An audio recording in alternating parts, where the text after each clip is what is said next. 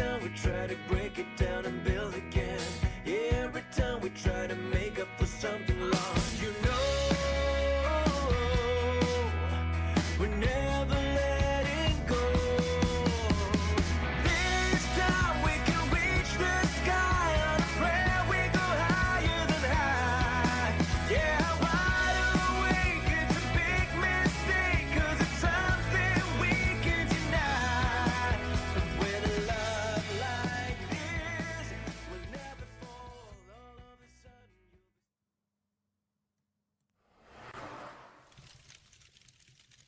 There I am. There you are. Hi, everybody. Welcome to Hollis-tics. This is my first podcast of Hollis-tics. And it's very exciting because I've been on other shows and other podcasts, but today is a new beginning. And it's a new show. I've wanted to do this for so long. And everything you see, hopefully it's working right. And this is like the first couple minutes is housekeeping as I, explain where everything is. I think this is on Facebook. I think this is maybe on my music page. It's supposed to be on YouTube right now. It is on our VOPUSAradio.com. Yeah, so it's all up there. And yeah, so I'm Hollis. And this has taken me so long to set up. So you could see it. Hopefully it's working. And there is a chat over here. So if anyone's in the chat room, I want to see these comments. I think I saw one. And I just want to say hi in there. See if you guys see that. All right. So why do my own podcast? We're in a day and age where everybody has a podcast. And you think, I meet people and they're like, I want to do a podcast. I want to do a podcast. And I've always wanted to do this show. And obviously it's called Hollis-tics. And for a long time, I was like, what is it going to be about? What can I talk about? Obviously, people who don't know me, they don't know anything about me. But some people who do, and if there are people watching on Facebook or YouTube, they know I'm a musician. And that's kind of have been my identity. That's been my identity to a lot of people. They only know me as Hollis the musician, from back in the day from my band Love Zombies. And I was in the UK and I lived in New York and I met a lot of people along the way, Los Angeles, London, and I traveled the world as a musician. But this show is going to be a little bit different. And it's kind of crazy. I'm like, I don't really get nervous. It's like going back up on stage again, right? But I was actually always felt I was born to be on stage. And that's why I did music for so long. But there's a lot more to me than music. And what we're going to talk about on this show in particular, especially this episode, because this is episode 1. So as I was preparing to do this streaming stuff and this microphone you see and the cameras, there's a lot that goes into it. And over the past literally 5-6 years, I went from not knowing anything, how to do any of this stuff, to building actually my own TV platform. Believe it or not, my own radio and television platform. So right now, it's kind of it's a big milestone tonight. And what's today's date? I just heard my phone beep. Today is March 14th and it's 2026. It's taken a long, long time to get here. And there was reasons why I didn't come back sooner, because I was building something very special and very, what can I say, in different facets of what I've been building. They all kind of work hand in hand. We're going to get into all of that. From Voice of Freedom Records to the TV platform to doing this today. And this took so long. As I say, if you look up on the screen, you see these little animations. Believe it or not, right here, I don't know if you guys could see, I'm sure you can. There's this little cup. This is a tip jar. And it took me so long to figure out how to set this all up. But if you guys want to test it, what you do is you're going to go over here, this little QR code. And if you scan that with your phone, you can leave a tip. And if you leave a tip, a little penny goes into the cup. So that's the on-screen animation. And I can't wait to see if it works. So feel free to test it out. Now, from the beginning, I want to say here, we have a little goal down here. And I am going to be giving away something very special when I hit my goal. Probably not going to be tonight. It might not be for a while. I know I'm new and nobody knows me really yet, but as we get the little tips, as this goes up, and hopefully it will, and it hits 100, that would be $100. I'm going to give away something special, and that's a lyric sheet that I wrote. It's a hand-painted lyric sheet, and this from my new album. So I'll talk a little bit more about that, but just in case you're wondering what that is, if you have a phone, you just scan it, you tip there, and also in the chat room there is a link up there for the stream. It says streamlabs.com/voice of people radio tip. And that's where we could see the animation drop onto the screen and we'll get a golden coin. I'm very excited about all of this. So that took a long time. And so back to really why I wanted to do this podcast and what it's going to be about. So in a couple minutes, I'm going to play a video that I actually recorded last week. So trying to set this stuff up, I was like, I had a set. I still have a set. It's in my other room. And I didn't know how to like go live with this camera. And one computer I have a Mac computer, and then I have a PC computer, and nothing works together, and you have to bounce back and forth. So I'm actually live right now, but I did record this last week, and it's about something called the Reconnection Movement. And if you see above on the screen there where it says the Reconnection Movement, there's something under there, a little writing, it says real humans only. And then even over on my thing over here about the bots who watch the humans tip, scan to trigger the little coin drop there. You know, I never thought, well, I did think about this, and it's going to make more sense after you watch the video, but we would be where we are right now in this day and age with the AI and the takeover and the machines versus humans. And I think just a lot has changed since I've been back in the world. Now, I've always been in the world. I just mean in front of the camera and putting myself out there.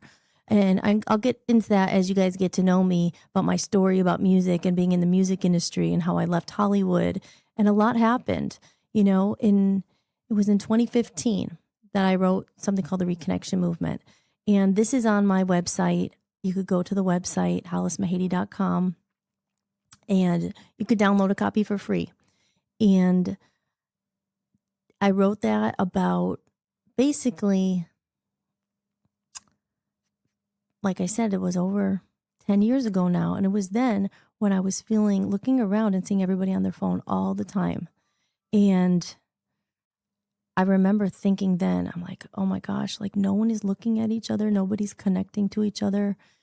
And since then, it's just gotten a million times worse, you know, and being a musician and a creative in this world and trying to navigate it now, not only are we competing against, you know, I hate to say the word competing, but come on, the music industry, entertainment, it's always this competition. I lived in Hollywood forever, not forever, but for a long time. And it's very cutthroat and competitive and just a hard business.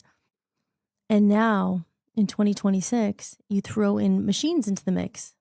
And now I'm actually competing against machines. I have a whole album I wrote. It took me a whole lifetime to write. And coming back into the world and about ready to release this album that's taken me a lifetime to write. It's taken so long. It's cost a lot of money. I've done it myself. Every note, every lyric, everything is from me. It's from my soul. And I dedicated a lot of my life to this because for me, it wasn't, you know, just to be a rock star. It was something I felt called to do. I feel like I have a lot of purpose and there's depth to it. Now, even at this time now, putting it out and coming back like almost a decade later, I can't believe it's been that long since I was in London with my former band Love Zombies. So much has changed. And I find myself now back in the game, right? And I'm out there like trying to put things on Instagram, and I'm seeing and Facebook and TikTok, and there's just so much on YouTube, and it's so much, and you're just trying to break through this noise, this wall of like noise, you know? And honestly, sometimes I'm just like, ugh, I'm just disgusted. I don't want to do it, you know? But I do want to get my message and my music out there and all that. So instead of trying to chase that and compete with that and get buried in the noise of it all, I saw this problem happening a few years ago, many years ago. And I remember thinking, I have to carve a different way. I have to find another path. I have to find those few people, or the minority, not the majority, but more of the minority of people who are out there, who are still human, who are still real, who still are wanting to connect, because as this goes on and on, the AI stuff, it's only going to get worse. And there's no stopping AI. So, as you see, as I said, real humans only. This podcast, really, I want it to be just a place that hopefully grows, and that real humans and real people who are longing and who are missing something in this really oversaturated technology, busy hustle of like, no one pays attention to anything anymore. Nobody seems to care about anything anymore. It's just like, like everybody's, as I always say, it's the most connected age, but it's the most disconnected age. And it's just what's happened in the last few years. It just seems like less and less people are even there. It's just always all consumed by the phone, the technology. And like I said, I foresaw this happening. And that's why I spent the last 5-6 years building something outside of it. And that's what Voice of the People USA Radio is for. And that's why right now I'm very proud that this show is airing on my own platform that I built, and that my partner Dan built, and we put our blood, sweat, and tears into this to make a place for real people who are also probably struggling to break through the noise, who feel alone, who feel disconnected, who feel like they're watching like the last of humanity just drizzle away. So that's what this is for. That's what this podcast is for. It's about taking off the masks. My whole album, Comedy of Errors, it's about that. And it's about really being able to be free to be yourself, to be true, to be real, and not having to keep wearing these masks and, having to play the game. And, that's life, right? That's life. Whether it's politics, your job, it's just like you get overwhelmed. You can't just be yourself. And that's why, again, I wanted to do this. So here I am right now. And what I'm going to do is actually just play the Reconnection Movement, the video. Like I said, you're going to see an outfit change, and it's going to be in my other little set because I did pre-record this, but I talk a lot about it. I actually read the Reconnection Movement on the air, and it's available, like I said, for download. So I'm going to play that video, and there's a little commercials in there that I made that it'll tell you how to download the PDF on my website for free and stuff. So I'll play that, but then I'm not going anywhere. I'm coming back. So, and then if there's anyone in the chat room, we can discuss it and we can talk more about it. Like I said, I'm getting my feet wet and finding my way here. This is my first actually podcast on my own here that I've put a lot of work into. So I'm excited to do it. And I'm hoping that, maybe there are people out there. I don't know if this is on Facebook. I think it is, or on YouTube. And that's it. So let's go into that. Now I'm manning the behind the scenes here. See, this is what I'm saying. It took me so long to learn how to do all this, but okay, so I'm going to play this video. Give me 1 second here. Okay, now I'm going to play it for you. Okay. And I will see you in a little bit. I hope everyone, wherever you are, maybe get a drink, get something to drink and enjoy. Okay. See you soon. Cheers. This is the first episode of Hollis-tics. I don't know if anyone's watching this, going to watch this, but if you're here, or if you're not here, I guess it doesn't matter. But if you're here, cheers. Have a coffee, have a water, soda. If it's like later where you are, maybe you're having a beer or wine and winding after work. It's a crazy world.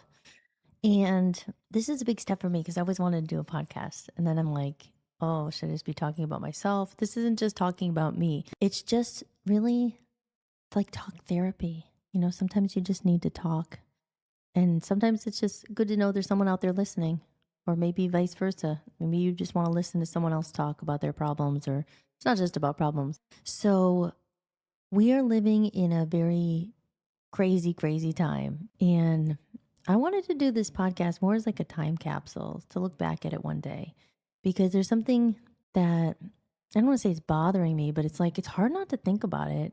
And I don't know if a lot of people are thinking about it or they're not, but basically, you keep seeing, well, I keep seeing all these videos of Elon Musk, and he keeps saying in 5 years, there's gonna be no jobs left. In 5 years, AI is taking over. Basically, this is all I want to talk about, the AI takeover, because people my age, we're living through it, and we're living through a shift, and the whole world is experiencing and watching something that's never happened before. There's different evolutions of humanity, and things get better, and there's inventions. And back in the day, before there were automobiles, there were horses, and there was, watch all the old movies, and things evolve, obviously, and new technologies and new inventions and all that.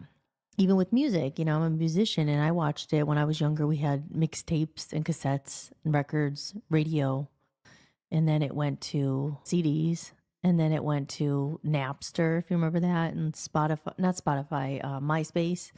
And then, it just naturally evolves. Now, people don't really listen to CDs anymore. People don't even have CD players. I mean, some people probably still have them, but it just evolves. And that's just life, right? Because look, everyone's parents probably once at one point said, in my generation back in the day, milk was 5 cents and going to the movies was 10 cents or whatever. And then, now we're like, oh, remember back when candy bars were 50 cents and now they're like $3 for a candy bar? Okay, that's just life, right? Okay, back in the day. But now, this is something we're living through that has never happened. I mean, maybe it's happened in other civilizations. I mean, if you're into that thing, if you heard of like Atlantis and Lemuria, and if you're into that stuff and you know about lost civilizations, there's a reason I'm bringing it up, is that we're talking now about altering humanity. Machines and robots are going to be taking over. I mean, they already are. And it was about 3 years ago. Well, let's go back a little bit further, a lot further actually. And I can't believe it's been almost 10 years, 11 years since I wrote it. It's called the Reconnection Movement. And it was a PDF. It was just like a download thing I wrote. You could download it. I wrote it, and this was about 10 years ago. And it feels like yesterday. But I remember being out, and I know where I was when I wrote it. I was in the Sunset Marquee in Los Angeles, in the lobby or whatever. And I remember just looking around then. Remember, 10 years ago, and just looking around and being like, my God, everybody's on their phone. Cell phones were not a new thing, and I know everybody had phones, but even then I was looking, I'm like, I would go in and kind of just like look around, see, hi, connect, and everyone's like heads down. And I remember thinking then, I'm like, oh my gosh, this is really gonna take over. So I wrote this whole thing, and it was like almost channeled out of me one night. I was staying at the Sunset Marquee Hotel, and I had, written lyrics and things like that. But I was never like a big writer. And this was before ChatGPT. I didn't use that for this.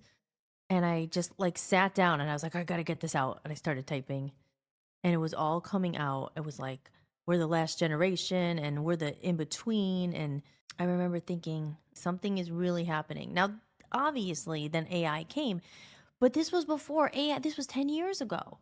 And then, like 3 years ago, I started seeing AI coming more and more, right? And Elon Musk, 10 years ago, I didn't even know who Elon Musk was. And then it was about 3 years ago, or maybe longer, like 2021, 2022, I guess 3 or 4 years ago, everyone was talking about AI. It was coming. It was like Elon Musk was talking about on Joe Rogan and this, and he kept saying, he's like, this is the biggest threat to humanity. AI it's going to become more dangerous. It's going to become smarter than humans.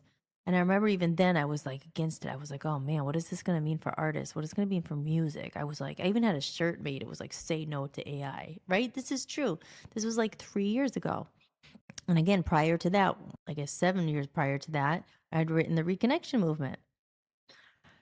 My point is that now, from those 3 years ago, look at the speed. Boom. Like it's everywhere. And now I keep seeing these videos of Elon Musk. Like they're all on my feed. I don't know if everyone else is getting these. And they're just like, you're not going to have to work in a couple years. All the jobs are going to be gone. It's going to be different. It's going to be the income, this, that. And I'm thinking, wow, like it's coming to life what I said. And I'm sure other people predicted this too. This is not about me being like, hey, I told you. My point is saying, like, we're living in a very, very historical time. Like, I don't know if this has ever happened before. If you believe or if you read about other civilizations like Atlantis and Lemuria, Atlantis was one. I remember reading like their technology got so big and out of control that they like self-imploded. And it would just made me feel like, well, is that what's going to happen here? Like, are the robots going to take over? And why I think it's so important right now for people our age to talk about it and to be like, what's going on? We're going to be saying one day, remember when people were human? Like, that's coming, I feel. It's already here. We're merging with these machines, and like, you're not even going to be able to know, is that a robot or is that real? Like, we're already experiencing it, seeing it, right? Like with voiceovers and the pictures. Was that really that person? No, that was AI. Was that, and they're making these things, and we're just like living through this crazy, strange world that we're literally now the last of humanity. I think the people my generation, older, a little bit younger, we are the last part of that split, because everybody now, every child born into this world is going to be born into this new paradigm. It's just all cell phones, it's all technology. They're just going to know it, and they're not going to know what it feels like to ever do those simple things without relying on phones for everything, without relying on technology, always being plugged into everything. And I think that's sad. But at the same time, they're never going to know. So they don't know what they're missing. I think that leaves us in a weird spot because we do know what we're missing. We do remember what it's like for those simple days, longing for like the simplicity of life a bit. And I think that's why I wanted to do this podcast. Everybody's welcome, obviously, to watch it. It would be great. I hope there are younger people who watch it. But I think it's for people who like kind of feel in that generation in between where we were just watching and like, wow, we're watching this really split and shift. Our parents, if you're my age, late 30s, early 40s, your parents are older, most of them. And they like, I know my mom in particular, she hates cell phones. Like, I have an aunt who's even older, but she will do the cell phone and she does do text. So some people do it. My mom is just against it. She hates any kind of technology, and I get it. But then there's people like us and a little older. There's no choice. You have to be involved with it. So again, we're just in this weird world of like foot in the old. Our heart could be in the old, but you have to be in the new. You can't do anything without it. You need your banking. There's some places you can't pay for anything without, if you don't have a debit thing on your phone or scan or this or that. And it's just like, just living through it's weird. And like I said, I wanted to do this just really kind of as a time capsule, because I'm telling you, looking back at the Reconnection Movement over 11 years ago, and then 3 years ago, when I was like really seeing AI coming out faster with all the everything, the ChatGPTs. I didn't know what ChatGPT was until like 2 or 3 years, maybe 2 years ago. I've been using it now. I'm not going to lie. I used it a lot. I mean, it's good, but it's just like, wow. So you could see the dangers that are coming. And I think it's up to people, again, like us, who are worried about it and having the regulations for it, because you can't stop it. It's not even a point like when I used to wear my t-shirt, say no to AI. No, you can't stop it. I mean, you can't beat it, join it. But they're even saying, if you don't learn AI, if you're going to be, there's going to be no jobs left. You have to learn AI, but then robots are going to take over everything. And I don't know. I think it kind of leaves people my age and older like, what are we going to do? They did say though that on one of those videos, I keep getting them all. It's like some of the jobs is going to be a creative job and musicians are important. And I'm like, really? Because AI is taking over music too. I mean, you could write a song in like 2 minutes. You just put in the words and it comes out with this, whole song that would take me a lot of money to record in the studio, time to write. So that's a whole other story, and the music and the AI. So I would love to talk more about that, but I'll just stick to the basics. But I could go down that road because I'm a musician, and I actually do see some benefits of it, and I see a lot of drawbacks and a lot of, it's going to take the soul out of music. It already has. There's so much you don't even know, like what's real and what's not. I think you do know what's not real. You could probably feel it and hear it. But I think there's going to be a need and a resurgence for some humans. Now, that's only going to be a need for it, I think, if people make it important and a priority, people our age, to remind others what being human is. Not even joking. I think it's going to be somewhere like this is what it, making videos, tutorials, like this is what it is to be human. Like these are empathy, these are emotions. This is something AI can't teach. This isn't something AI doesn't do, to younger kids coming up, because there's going to be there's so many social problems and issues of kids not being able to connect, like not even just kids. Like we just rely on it so much. You could just go out and you don't have to look at each other anymore. You don't have to learn how social skills or empathy. It's just like and it's dangerous. You're taking out the soul and the human connection, the emotion and interaction, and it makes people lonely. Going back to the Reconnection Movement, that's what it was. It was saying we're saying we're in the most connected age ever, but it's also very disconnected. And I think a lot of people are lonely, and the rates of, I don't know, I don't have the statistics in front of me, so I don't want to misquote, but suicide and stuff is people are really lonely, even though they're just a button and a click away, because with so many computers and everything just right at your disposal, it's just like you forget the human behind it, dehumanizing, becoming dehuman. We don't care about each other as much. The empathy is missing. And again, not everybody, but the majority of people who still have those feelings are the older people who know what they are, those feelings. They grew up with them. Again, we can't blame generations of kids coming into it. They don't know any better. They didn't learn any different. They literally have to be part of it, because you can't survive if you're not in it. So I just wonder, like, the speed of AI. And when he's starting to say in 3 or 4 years, you better make your money now. There's going to be no need for you. There's going to be no need for jobs. And I believe it because it's going fast. Like 3 years ago to now, it's moving at the speed of lightning. And now it's even going faster. So in a couple of years, he might be right. And these guys know what's up. They run the world. So I think they have a pretty good idea. So I think that's one that, I want to say it's heavy on my mind, but it dictates a lot of your future plans. I remember he even said something like, no, you don't even need a retirement account and this and that, and people working their whole lives for money, it's not going to need. I'm just like, anyway, we're the last of the humans here. And I think it's important to remind people what it is to be human, what it really is. And that's what this show is about, because I like to look into the deeper questions of what is life? What is consciousness? Like, what are we doing here? What is our purpose? Are we just here to accumulate stuff and just do? Are we supposed to be evolving into higher beings and higher things? And everybody has a different life experience. Everyone has a different perspective. Everyone's experience have shaped their perspectives, which everyone has that right to have. We all come down here and we're all living our own life. We're our own main character in our life. And it's just crazy. I hate politics. I hate organized religion. I hate people fighting about that. Like, it's just, can you just realize we're all human? And that's why I brought this up. Like, to think, it makes me sad to think it could be the end of humanity, that we're going to lose. And we're only going to lose it if people our age in this generation don't fight a little bit and say, wait a minute, there's no stopping AI.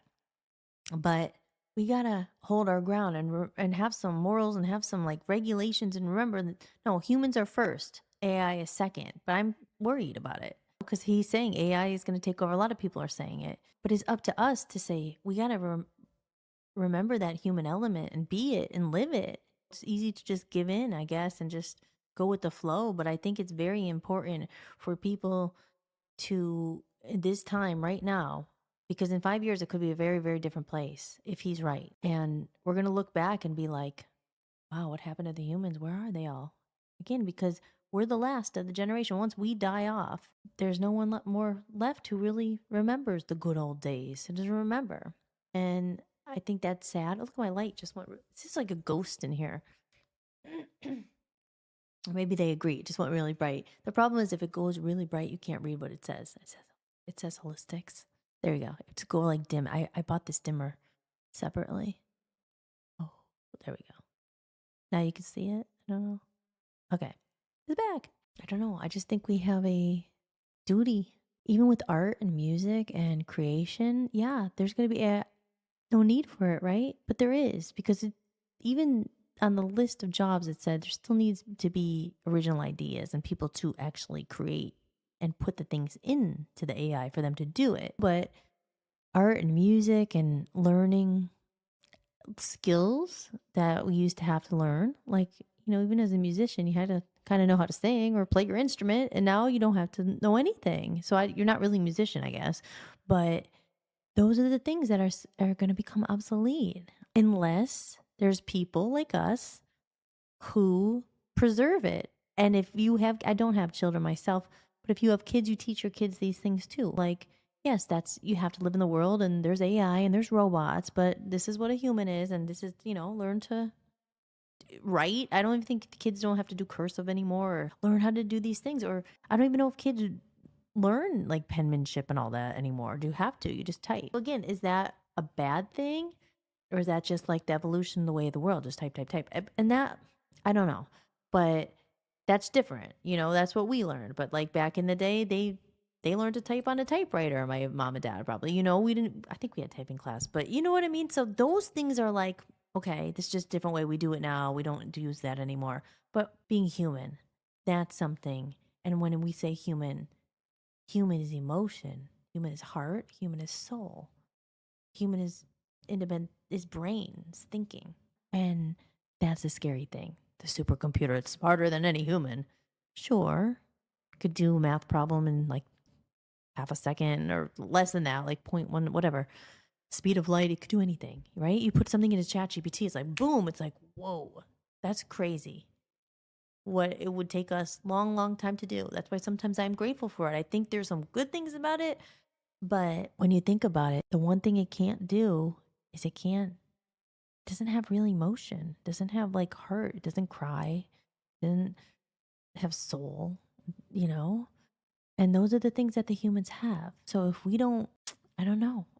I'm just kind of talking aloud. Like I said, I'm just doing this for myself, really. And if there's anyone else who's worried about it, feel free to leave a comment or send me a message, or we could talk about it. I don't know. I just think it's a very crazy, interesting time to be alive. Interesting, maybe not the right word, but we're living through the biggest shift of humanity like ever, because it could be the possibility of no more humans. So it's kind of a big deal. So those are the things that go through my head. And cheers. I think it's time for a coffee break. Oh, so yeah. So what I wanted to do, I talked about the Reconnection Movement. So like a couple years ago, I did look at it and I read it. I don't really remember everything, but I read it and was like, wow. And that was just a couple years ago. And I made it into a PDF. I put a new like cover on it. And I thought maybe I could read it right now on the camera, on air. I mean, you could read it yourself. And I want to look back to what I said, because I haven't read it in so long. And now like applying where we are right now today to that, which was written in, I don't know, 2015 or something. So I'm going to get that out. You could read along or you could go and download it afterwards. But I just kind of want to read it to see where we are. Okay. Okay, so I'm going to read it. But if you want to go and if you want to get the copy of it for free, you can. You just go to hollismahady.com. I'll put it down on the bottom. Go there. And then go on the side. If you're on your phone or on your website, just go to podcasts. Okay, and then just scroll to the bottom. And you could put your email in and it'll pop right up. It's the whole thing I wrote. And this was my friend Chris. I loved him. I love him. He was a great supporter and friend in the UK. And he helped me do this like logo a long time ago. And yeah, so I'm going to read it and see how it applies today. Okay, and you could read along or you could just read it later or just listen. I used to do audiobooks and stuff like that, so I like to read. So here we go, the Reconnection Movement. And this says, what did I say? Okay, I said, I wrote this in 2015, and I have purposely left it unaltered. Resurfacing now with even greater urgency, the need for such a movement is more critical than ever before. As AI continues to advance, the threat it poses to humanity and the world has become increasingly evident. The call to action made by the Reconnection Movement remains as relevant as it was in 2015, offering a beacon of hope for safeguarding the future of humanity amidst the dangers posed by AI. So, like we said, it's just something you can't ignore. So I don't know if it's all bad. As I said, I don't think it's all bad. I think it does some amazing things. I'm not going to lie. I won't talk about the music part. We could save that for another conversation, but I think there's some good to it. But I also think it could be very dangerous if it's not regulated. And even Elon Musk said that. He's scared it's like going to be out of control. And if it falls into the wrong hands, which let's face it, who knows who's really controlling it? What could happen? So the reconnection. Okay, so it's very obvious we live in a world of technology these days. 2015, the computer age. As I write this, I'm observing my surroundings, and 5 out of 5 people in the hotel lobby I sit in are busy on their phones or smartphones. And as an experiment, I look around with a smile to see if I can connect with anyone. Nothing. This is sadly not an unfamiliar situation this day and age. How many times have we been out to lunch or to dinner when there is a lull in conversation and someone whips out their iPhone, or better yet, even puts it down long enough to begin with in order to have a real conversation? I remember getting AOL dial up when I was about 14 years old. Up until that point, I don't really even know exactly what a computer was. Didn't know. Well, besides playing the Oregon Trail on a really old computer in the 4th grade. You know what? I'm glad that I had those 14 or so years free from technology. My developmental years were filled with toys from the outdoors like kickballs, dodgeballs, swing sets, and swimming pools.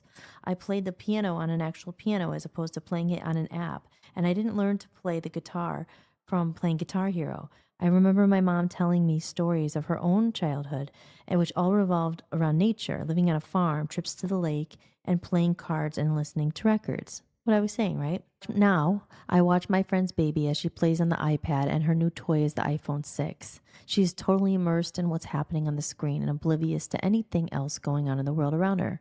Computers and phones have taken many people's, not only babies' attentions away from what's happening in the world around them. Physical records and CDs are gradually becoming extinct due to the evolving and changing formats of the music in the 21st century. Everything is now virtual. The demise of bookstores is happening as everyone now downloads books onto their Nooks and other devices. Video stores have closed. Remember video stores? Video stores have closed due to internet streaming on sites such as Netflix and Hulu. The thrill of getting a new CD, admiring the artwork, carefully reading the lyrics, and listening to the whole thing from start to finish rarely happens for most people anymore, thanks to the popularity of iTunes singles and other instantaneous, gratifying music download sites. Right? So true. Reading this on the phone sucks. Let me turn it like this. Okay, this is better, I think. The few of these stores and shops that do remain open to this day seem to have a bleak future. So what's the result of all this? No more bookstores, music stores, video shops, etc. equals less and less human interaction. Human interaction. Well, now that everything's just so quick and convenient, do we even need human interaction? Just as the bookshops, music stores, and the video stores are becoming outdated mode of life in the current world we live, is the art of human interaction and meaningful human connection becoming obsolete as well. Everything and anything is now available at the click of a mouse. You can now order your groceries straight to your door, or even have a mail-order bride delivered to your doorstep. I don't know if that was before. That was for a long time, I think, going on. There is no longer a real need for a middleman to be part of the process, officially eliminating the need for human interaction. Everything, even people, are now at each other's disposal. If you don't like what you see, why get to know someone? Just keep on clicking until you find the next best thing that you think you're looking for. Well, the times, they are certainly a-changing, or have changed immensely, but for better or worse. Before I go on to talk about how I personally feel, and yes, this is just my personal opinion, and you're welcome to read it and agree or disagree, and that's the beauty of free thought, about living, accepting the changes and challenges, and trying to survive in this virtual age, I want to say that I'm not some totally anti-technology, like some of our parents, hippy-dippy person who believes we should all throw out our cell phones and computers and go back to living in the age where telephones were made out of cans and strings and letters delivered by a horse. No, I admit there are many advantages and conveniences of all this newfound technology. With the natural progression of evolution and man's advancements, adapting to new ideas and lifestyles is inevitable and unescapable. I'm amazed and grateful to a certain degree by these advancements and the amount of information available this day and age. There's an incredible amount of information available on such a diverse array of topics on the internet. You can connect and chat with people you may never have met anywhere else other than this information superhighway. Dating websites have actually allowed people a way to connect and form legitimate non-virtual relationships outside the computer. I have to say I love my iPhone and camera as much as the next person, and being a musician, I recognize all the advantages of being able to create and sell my own music and merch online. Artists are able to independently exhibit their work online without the tight grip of a record label's control and gain exposure that was once never possible.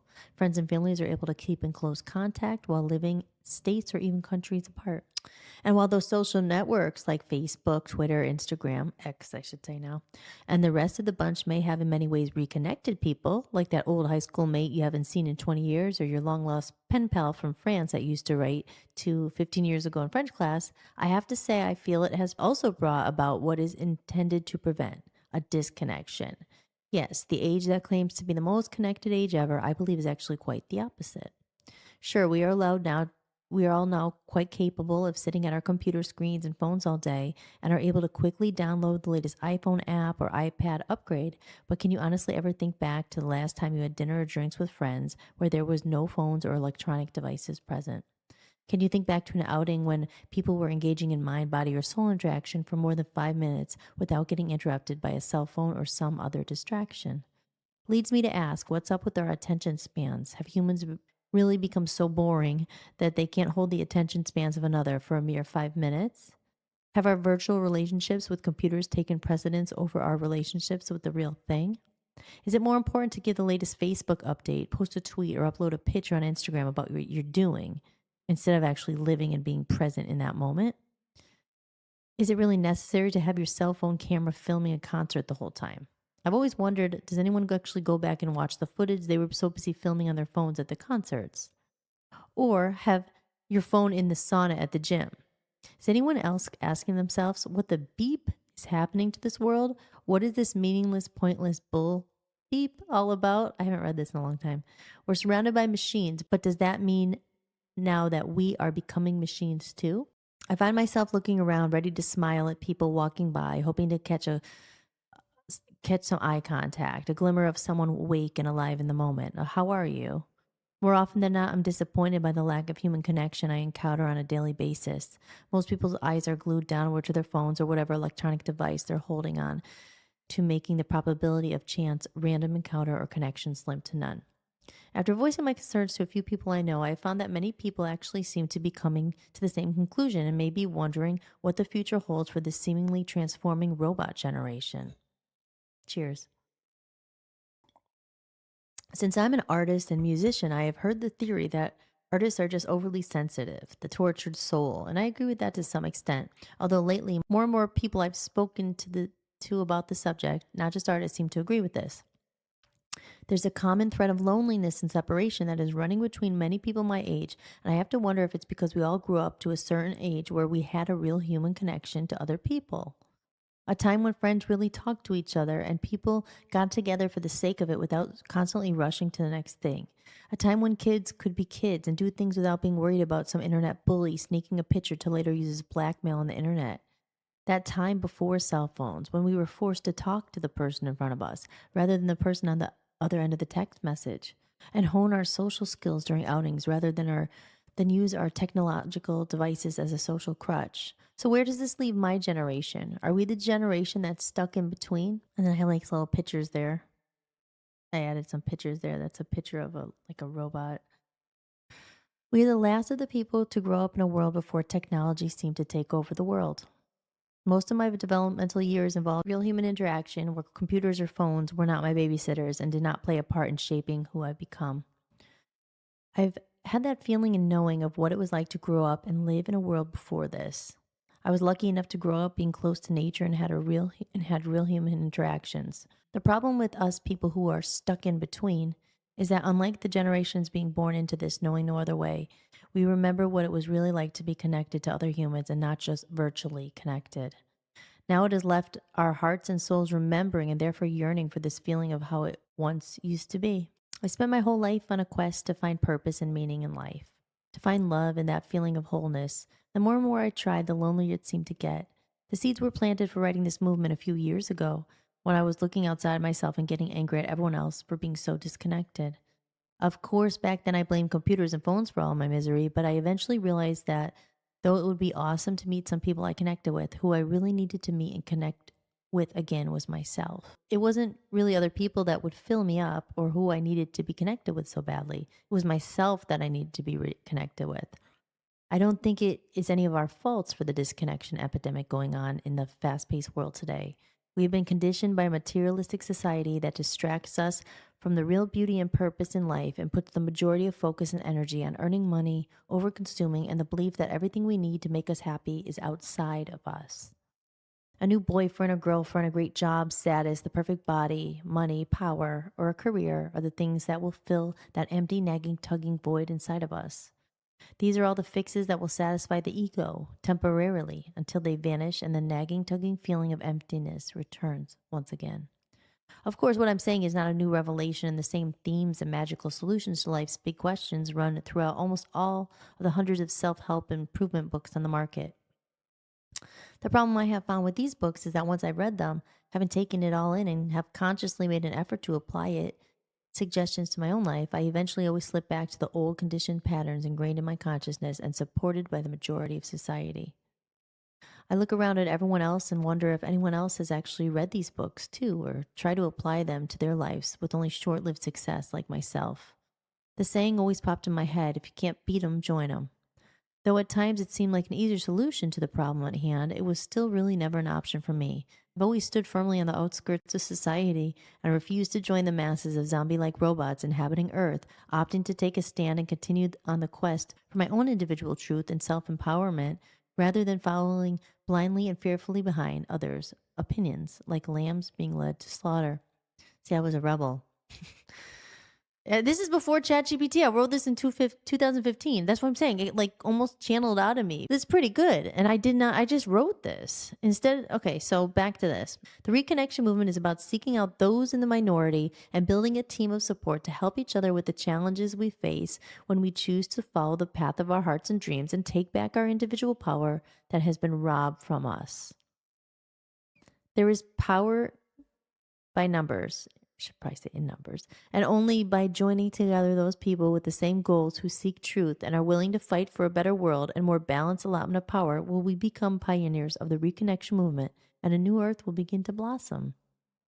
Once you dive into the rabbit hole and awaken, as some people put it, you do begin to go further and further down the hole and start to unveil a lot of information about the small percent of powers that be who are ruling society and trying hard to keep it hidden from the public eye. Conspiracy.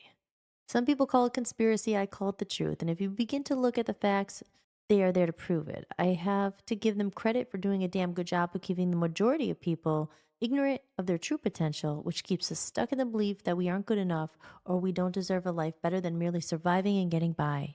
We were meant to thrive in this world, not just survive. The good life was not selected for the privileged few, although it may seem that way.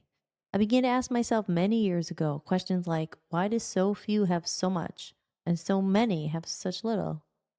Why aren't more people following the money and seeing what is really going on? I sincerely feel that we were not put on the earth to suffer. Although some life lessons that we go through in order to accelerate our spiritual growth as a human may be painful, ultimately we were meant to enjoy the physical experience of being a living spiritual being and enjoy the abundance the world has to offer. We have been fooled and manipulated to believe that there is not enough. We have been led to believe that there's a lack of abundance and scarcity in the world. This is not true. There just happens to be a large imbalance of power going on and unequally distributed allotment of resources. I made the decision to fight for the people who have nothing and dedicate my life as an artist and activist to connect people and let them know that they are not alone, because most of my time on this planet thus far, I have felt terribly alone and wish someone had been there for me with some explanations of why we feel this way. We have tremendous power as human individuals once we connect back to our true divinity and source and raise our energetic frequency. Once we do this, there will be a major power shift in the world that the people in control do not want to happen. Aside from the computers and gadgets distracting us from the real issues going on in our planet today and disconnecting us from ourselves, other factors like fear tactics, environmental conditions, pharmaceuticals, mind control, radiation from electronic devices, and drugs and alcohol keep us in a lower vibrational state like fear and depression. Foods and fluoride, toxic water consumption are major players in disconnecting us from our divine source. Our pineal gland, if you guys heard of that, aka our third eye, you can look it up if you're not familiar with the term, becomes calcified through fluoride found in our drinking water and chemicals and toxins found in the processed foods, both of which modern day society has made almost impossible to avoid. The pineal gland in most people is barely activated due to these environmental conditions and food consumption. When the pineal gland is healthy and awakened, it has been said it is a direct link to higher consciousness states where humans can naturally experience more divine love and live in less fear. When the opposite occurs and our pineal glands become calcified, as most people's are, they experience lower energetic states and frequencies, including fear, anxiety, depression, and ultimately the illusion of disconnection. They stay tuned into the third dimensional reality that focuses on only seeing exactly what's in front of them. They then form addictions to things like drugs and alcohol and prescription pills to numb the pain they face on a daily basis, becoming one of the many people that strengthens the machine in the never-ending cycle of falsely diagnosed patients with depression or one of the many other names we have given to our man-made diseases. We pay everyone else to fix our problems without realizing that in most cases we have the ability and always have had the power inside to heal ourselves. I find it a bit alarming that the majority of people I talk to don't even know what the pineal, some people say pineal gland, or its function is, considering there are many opinions that it's the biggest proven link to our spirit thus far. At the same time, I realize it may not be the fault of our own that we are not aware of this information. Many great legendary teachers in the world have reached such elevated states of consciousness. A lot of their followers perhaps seem to forget that these teachers came to earth to teach us and remind us who we are, and that we ourselves are very powerful, and we have our own tools already inside of us, which make us capable of creating and living a joyous, fulfilling life, and not one full of misery. What if you were told people were deliberately doing this to you, keeping you disconnected on purpose and pulling the wool over your eyes and keeping you stuck in miserable situations without the thought of a way out or a better existence? To think someone else in a way is playing God. Would you be pissed off? I know I was. This is what started me on my journey and opened my eyes. Soon after I eventually woke up and stopped eating the BS, literally. Sometimes we have to go to the darkest places where we can't continue the way we have been anymore for a change to occur. This is when people wake up and realize they are co-creators of their own existence. Some people won't, and that's their choice. This movement and network is for the people who do and who are awake and conscious, or at least want to be. Those who feel something stirring deep inside them when reading this means somewhere deep down in their soul connects and recognizes some of this information on some level. It's for those who are curious and open-minded. There have been many dreamers throughout history who have spoken of a utopian world. Is it just a hopeless, intangible dream, or can it ever really happen on Earth? If most people are disconnected from their own divine source, how can we possibly expect to be connected to others? The answer is we can't. It's not until there's a large movement or enough people who start to say, wake up and start living a new way of life that transcends the way we currently have been conditioned to live, that a change can really occur. As I said before, there are power in numbers. We first stop supporting the old way of doing things. We have to put the power back in our own hands. And the power shift in the new way of living is more peaceful, fulfilling, heart-oriented way begins to grow. Corporations and companies who control us will collapse. It's not just a utopian dream, as it's possible, but we have to start somewhere, and someone has to take a stand. It's not something that will happen overnight, and I'm not telling anyone to go out and immediately quit their jobs, but I'm asking people to at least become aware. The majority rules, and right now the majority of power lies in the money-hungry, greedy monsters of the world. A lot of people don't seem to give a shit about the state of our world, but many people do. Those are the people who need to band together and make a movement. Until then, the suffering will continue. Is it really a wonder why there's so much suffering in the world? Why does it seem we're hearing more and more about heinous bombings and school shootings more and more? I believe it's because we're becoming majorly disconnected and dehumanized. The disconnection between people is so bad that no longer do people look at each other as equals, soulmates who are sharing the same living body, the energetic source field where all energy on earth comes from. The fact is, though, that we are equal. We're all equal. We're all free spirits and not meant to be servants to each other, but servants to a higher good. We're all here, hopefully, searching for a purpose, for love. We're all sharing this human experience. It's a beautiful thing to look that we are all here sharing this amazing mystery. Yet at the same time, everyone seems to be so distracted and complete strangers, and okay with that. I'm making this movement, the Reconnection Movement, to bring people back together. People who are lonely, people who are taking a chance and following their soul's calling and following the path less traveled. For the people who believe in themselves but may not have anyone else who does. For the people who are scared to admit they are lonely, confused, or depressed and want support. For the people who are scared and embarrassed to admit just how screwed up they really feel. For the people who feel like they don't even have a chance for a better or more meaningful life. For the people who really never fit in. For the loners and the outcasts. The people who are single and alone. People who are married but still missing something. People who need support, positivity, encouragement, and empowerment in their lives.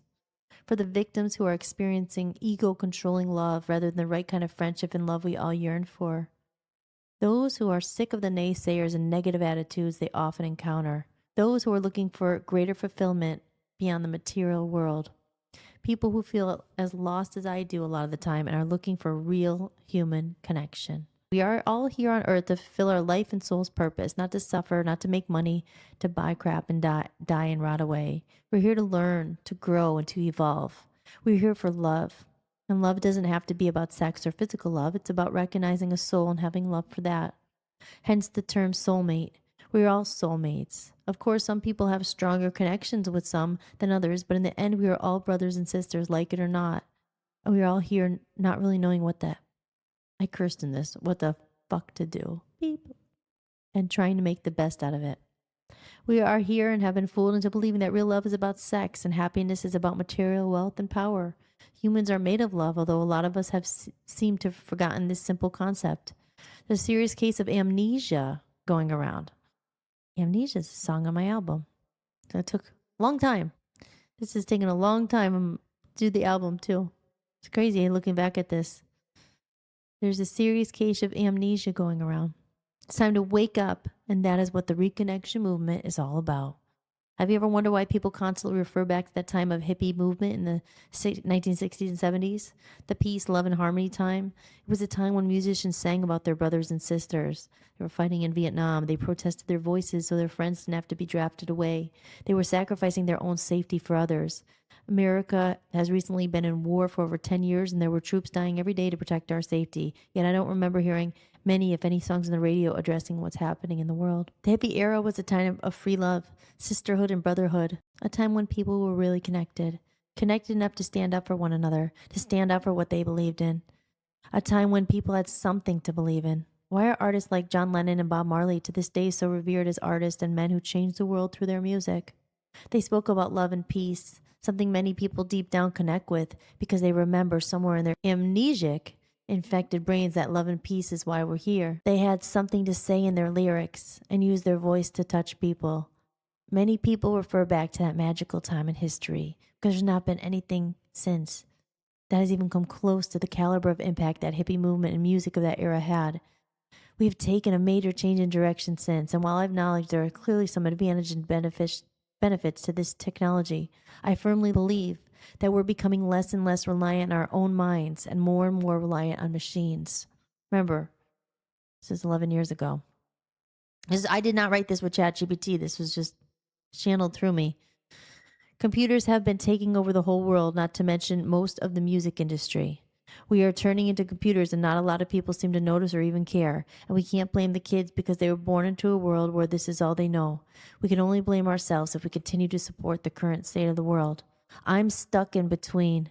I feel like it's up to me and other people left in this lost generation who still have this unbridled passion burning inside.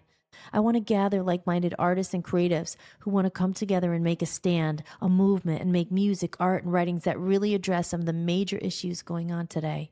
Those who do recognize what the heck is going on, and they see the danger we are in if people don't start to wake up. Danger for future generations to come and for our planet, our Mother Earth who lends us her home as we visit, yet we're ignorant and destroying her. I'm looking for the indigo and rainbow children and adults and the last people of our generation who grew up without computers or machines. Those who remember what it feels like to really connect with people. We are the hope for a new future. We are here to bring awareness. As the planet evolves, major technological advancements are part of that.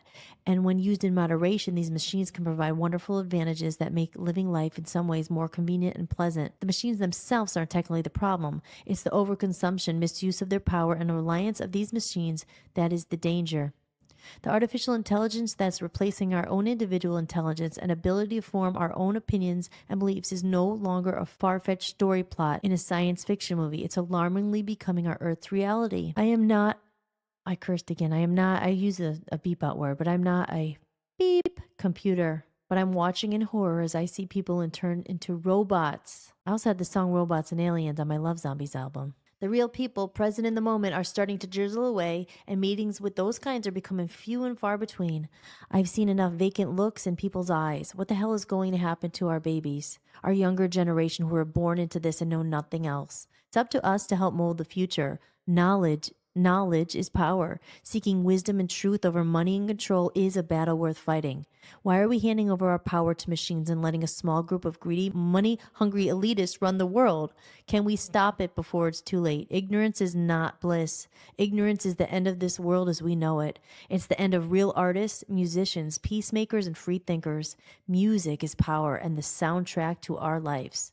Our children deserve a soundtrack that is real, meaningful, and empowering, rather than one filled with redundant, recycled American Idol winners and empty, shallow, auto-tuned, plastic pop stars. Wow. I haven't read this in so long. I keep saying the same thing over 10 years ago. Okay, I'm going to finish it, and then I'm going to say where I am today. If we don't wake up, it's almost done. If we don't wake up and put a fight to stop it, we will only have ourselves to blame when in years to come, when we're all gone, there is no one left but robotic, mind-controlled people being controlled by the few. It's not fair to our children. Do it for them. They have the right to a connected and meaningful life like we had. This is one of the most important and crucial times in the history of our world, and the most important time for the real artists that are left to band together and make a movement. It's time to put down the freaking iPhone and computer for a minute, people. Put your heads up and reconnect. It's time for a new movement. The Reconnection Movement. Wow. Oh my gosh. See, there's a reason why I wanted to read that on camera. I'm not kidding. I didn't read that. I think I glimpsed at it, obviously, a couple years ago. It was right around, I don't remember, like three years ago, when I was seeing the rise of AI even faster. I was like, oh my gosh, I have to put the Reconnection Movement out. Like, I wanted to do a movement of people our age, my age, older, people who understand what is at stake here, right? Like the future of humanity. I'm telling you, real artists, real musicians, people who are creating like with their mind, they still are not just going all to AI. Like I said, I even use AI. There are some cool things about it. I'm not going to lie. Like it is what it is. But that was 10 years ago. And for the last freaking 10 years, it took me that long to record my album. And I do have a song on it called Amnesia. It's crazy. And literally on Thursday, I'm going to do my photo shoot for this album that's taken me a lifetime to write. And I'm going to have a podcast about it on it's called A Comedy of Errors, my album. Amnesia is one of the songs on it. And I wanted to put it out for so long. I'm having these revelations in real time. It's crazy. Like I knew it in my soul then. I saw it. I mean, other people, but I was like, this was even before, I didn't know what ChatGPT was. I don't even know who Elon Musk was. And 3 years ago, I saw then about the robots and how fast it was moving. And I was like, oh, we got to talk about the Reconnection Movement. We got to get people together. And that's why we built this platform. It's for free thinkers and the last of humanity, the last hope, like knowing there's content out there that's not all AI. Listen, I'm not gonna lie, we use tools, clip up clips. Like, you have to use AI automation to do tasks because otherwise you can't compete and you can't do everything you need to do. But original ideas, original thought, original thinking, programming on the TV, like on the, not programming, original programming, like thinking of funny things for TV shows and for, again, music and art and podcast ideas and things that engage and connect people, the last of the humans. Again, there's going to be two types where people don't even know what they're yearning for because they've never experienced it in younger people. And then there might be some that, obviously there must be a lot because they're depressed over social media. There's, suicides and kids who are very lonely because that's not how we're meant to be. We're meant to have human connection, heart, love, touch, emotions, you know? So it's kind of crazy. Again, that's why I wanted the first episode to talk about this, because it's the basis of everything I've done, everything I've dedicated my life to. Most of my friends out there, people I've known, they all have kids, they all have families. That I went down a different path, and it never happened to me. I didn't meet the right person. I had lots of crazy relationships and toxic relationships and all this stuff. And it's live and learn. Sometimes I feel I missed out, and then there's other times I just feel, well, I was on a different path than other people, and I don't judge, and hopefully they don't judge me. But it's hard sometimes to feel like you're not being judged. Like, oh, you didn't do this. I was never really the typical 9 to 5 job, have the kids. Like, that's fine. And a lot of people do that. And trust me, it's an easier path. You're really lucky. But unfortunately, I went down a different path. I saw things that I probably most people didn't see. I've experienced a lot of stuff. I saw some really dark things. I saw corruption. I saw bad things. I experienced good things too, but it was never your typical like life. I've moved like a million times. But through all of it, all of it, I never lost the love for music. I never lost the love of soul, of hope, dreaming, of seeing like a better world that's not out there. That's why my imagination was always going. Even my album, like, it's called A Comedy of Errors. It has like characters and magic. It's like it helped my way of thinking, just helped me navigate through the world, the weird path I was on. Characters in my comedy of errors, everything. If you look at life like that, it's like learning, why are we really here? Life is hard. It can be really hard. This 3D realm of connections and people and disappointments and hurts and money and control and this and that. It's so much.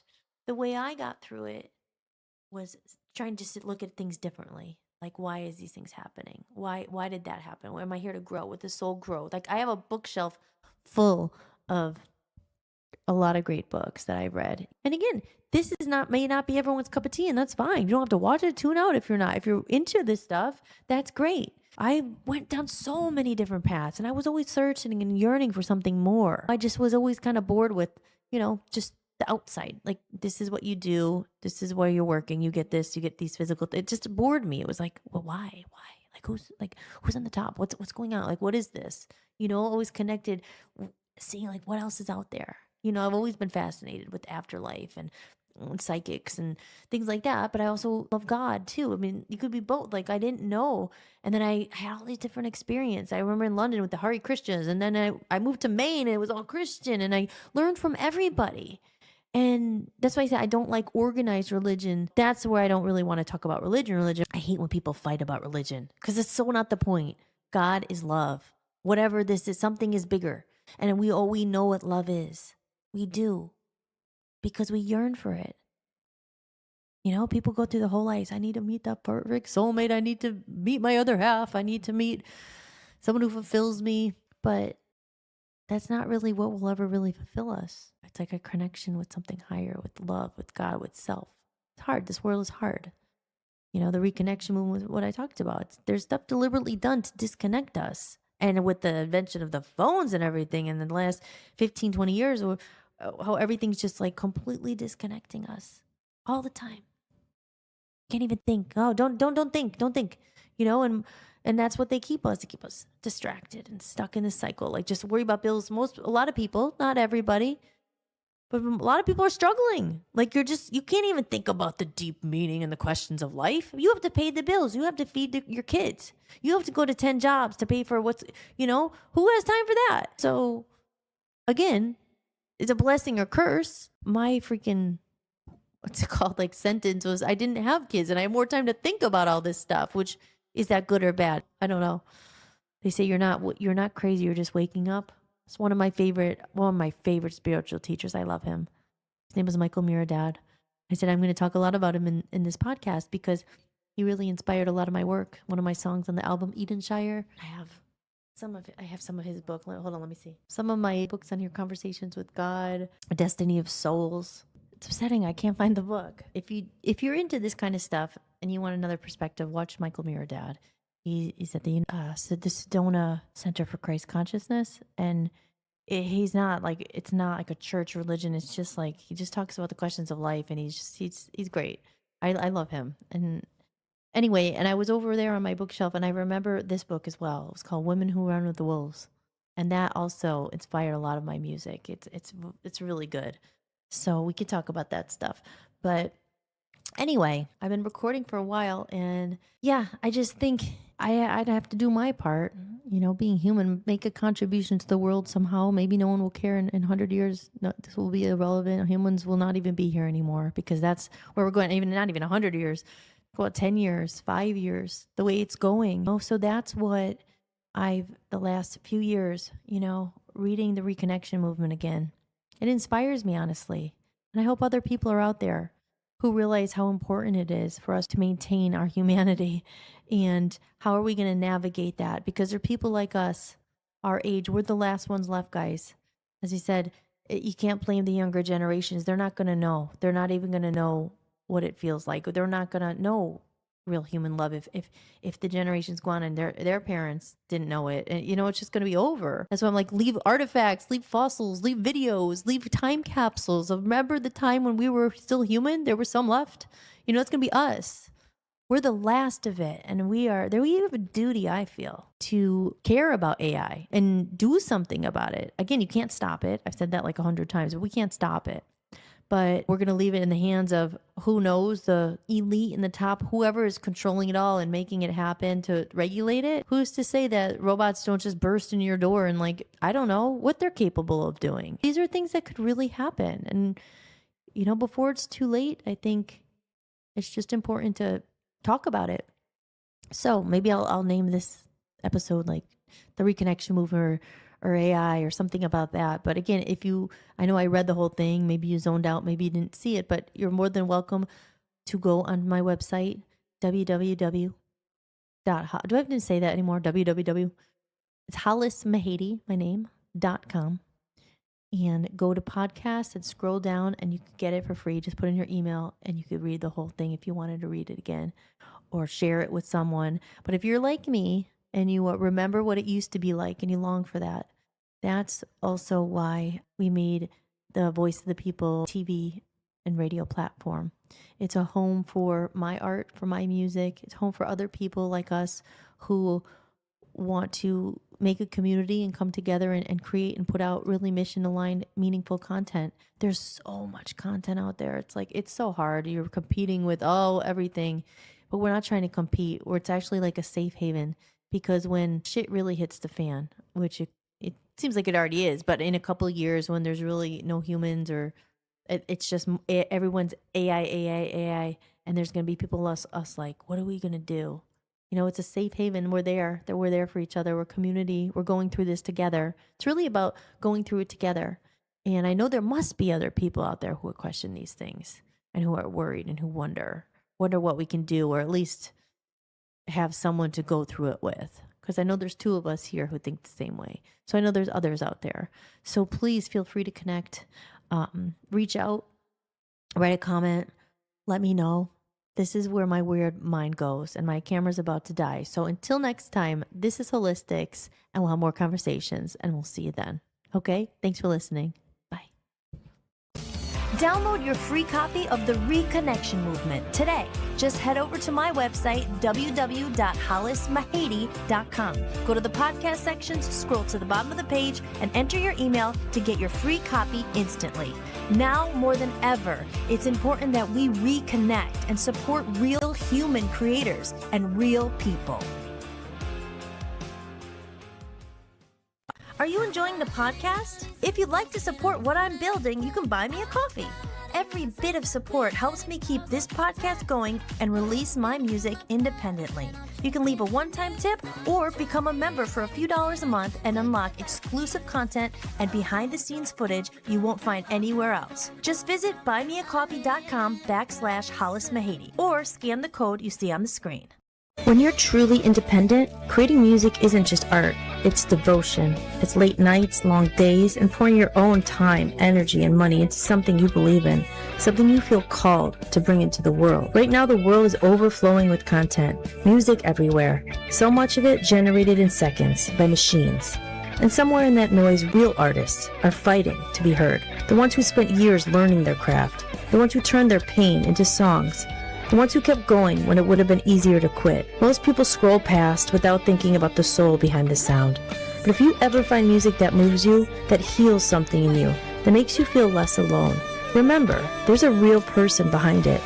Because good music isn't noise.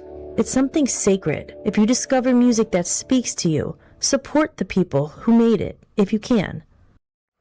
It's been a long time in the making, and we poured everything into building this platform. But the past no longer matters. What matters is what we do from here. This was built by everyday people, sick of being suppressed, censored, and banned. It wasn't built by far-removed millionaires or trust fund kids.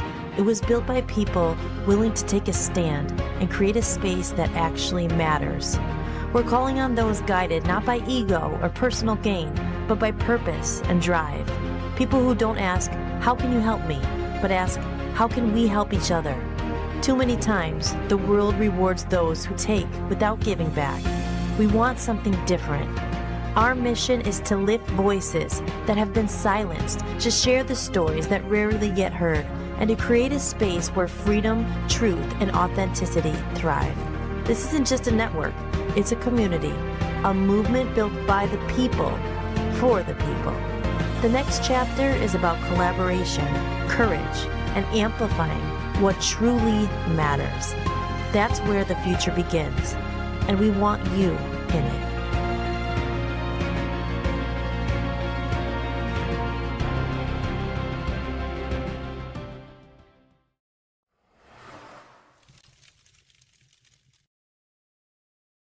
Oh, there, I'm off mute now. Welcome back.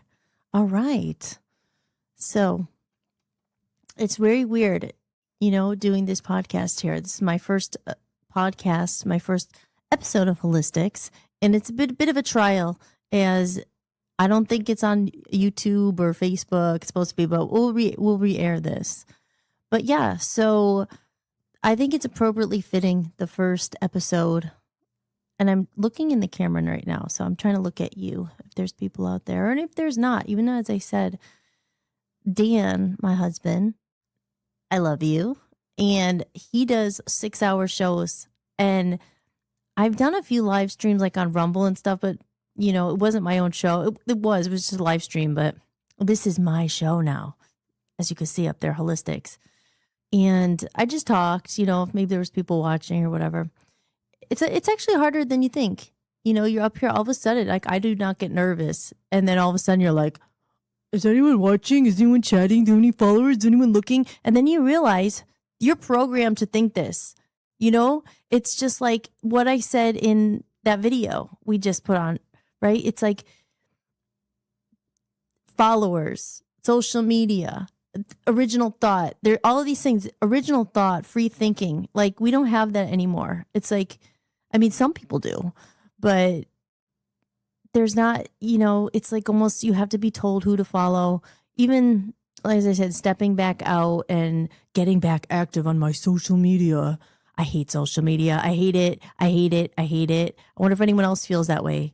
We have to train ourselves not to look at it when we wake up in the morning. It's going to put you in a bad mood if you don't have followers. Who told us, like, who designed this? Well, if you watch Dan's show, he'll really break down who did design this, and that this has been a long design or scheme for many, many, many years, and they're quite good at what they do. So here we are on the brink of the end of humanity, which is what this episode is going to be called, the Reconnection Movement, the end of humanity. But we're here. That's why I did this.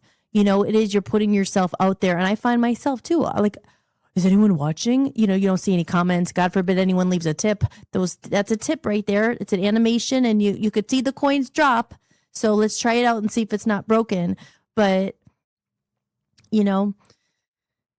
I find myself now, when I'm putting out my music on the Instagram or the TikTok or the Facebook or the YouTube, and you put it out and you're like, did anyone see the video? Did anyone look? And I made a video last week and talking about this. It's actually on my YouTube if you want to look at it. It's called Musicians versus Machines. And it's all this subject.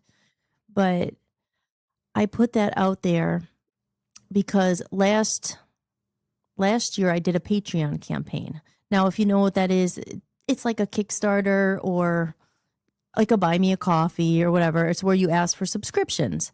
And the reason I did that was I was like, well, I'm going to try again, because when about 10 years ago, when I was in my first band, the Love Zombies, my band that I started, I poured my soul into that band. It all went to shit. But 10 years ago, again, a long time, right when I wrote the Reconnection Movement, we raised a lot of money on a crowdfunder. It was called what was it called? Pledge Campaign, and that was in the UK. And it was a different time back then. And we had asked people to pre-order the CD. Like, so this was CDs. God, I sound so old.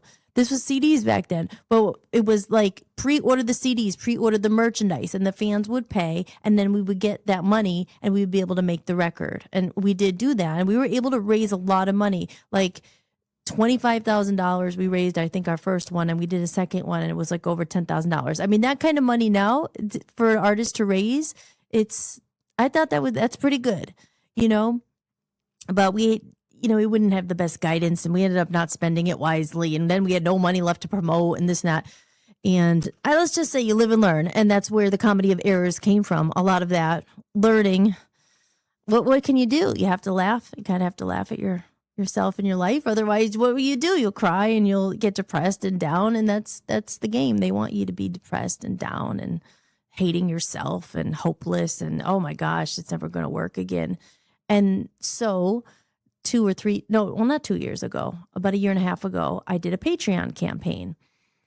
And that was same kind of thing where you do the behind the scenes. And I was like, I'm going to reach out to my fans to try to make money again, because I had already recorded my album and I had paid for it myself. So this time I was like, I don't need money for that, but I want to show the whole behind the scenes journey. And I was like building Passion Productions, which is what I still did that. It was a production company, and I was going to show the behind the scenes.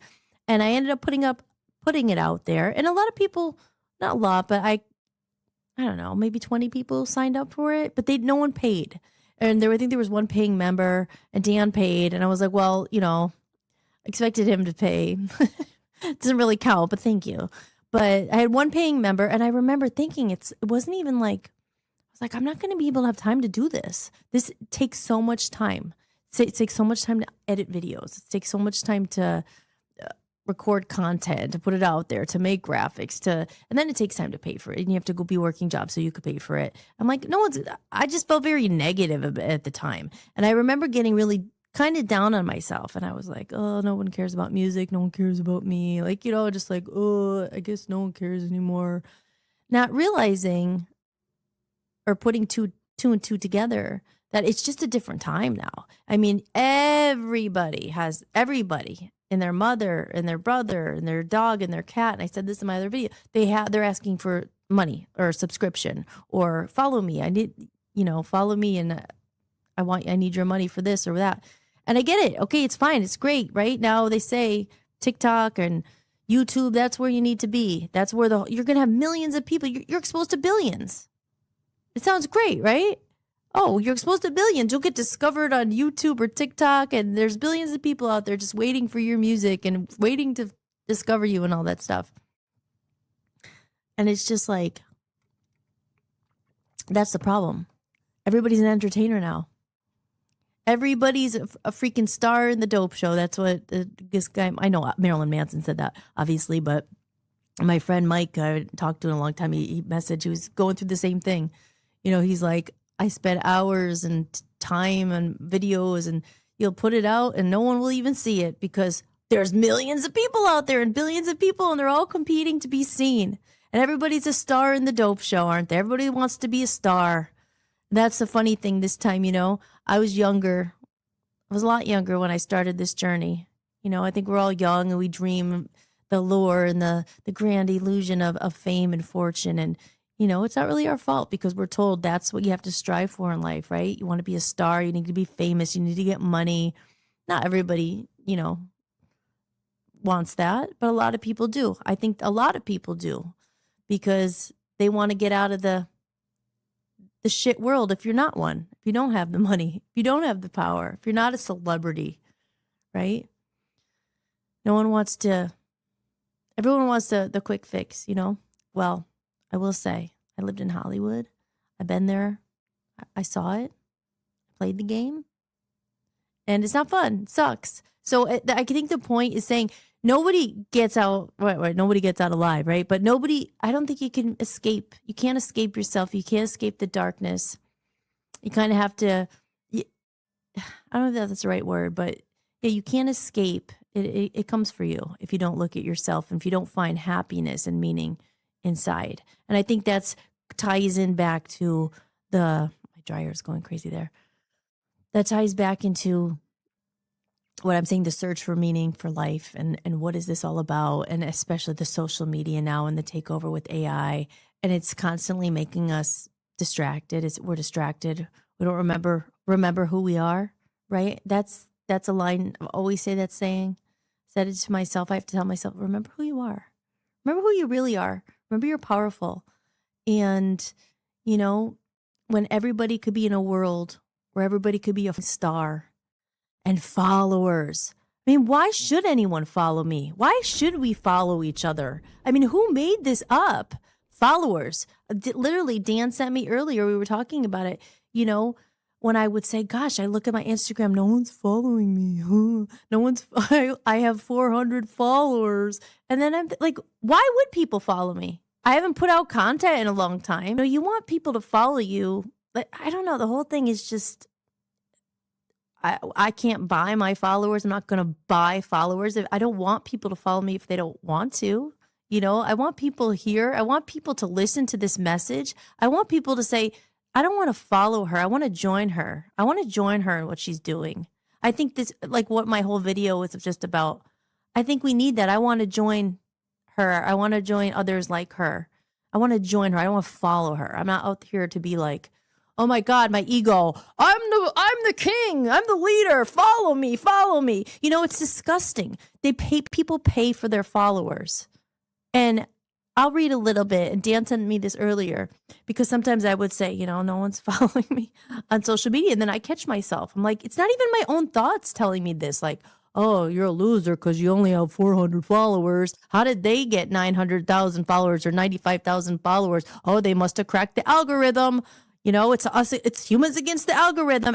On TikTok, you have to learn the algorithm. You have to learn what the algorithm, and you have to hook people in because people don't have attention spans past three seconds. I mean, you do have to do something really fun. You have to pee on the floor. You have to pee in the snow. That'll catch their attention. Well, if those are the people, I'm not after those people, you know, like to be my audience. You know, I want to find the very few, and because I am always a believer in quality over quantity.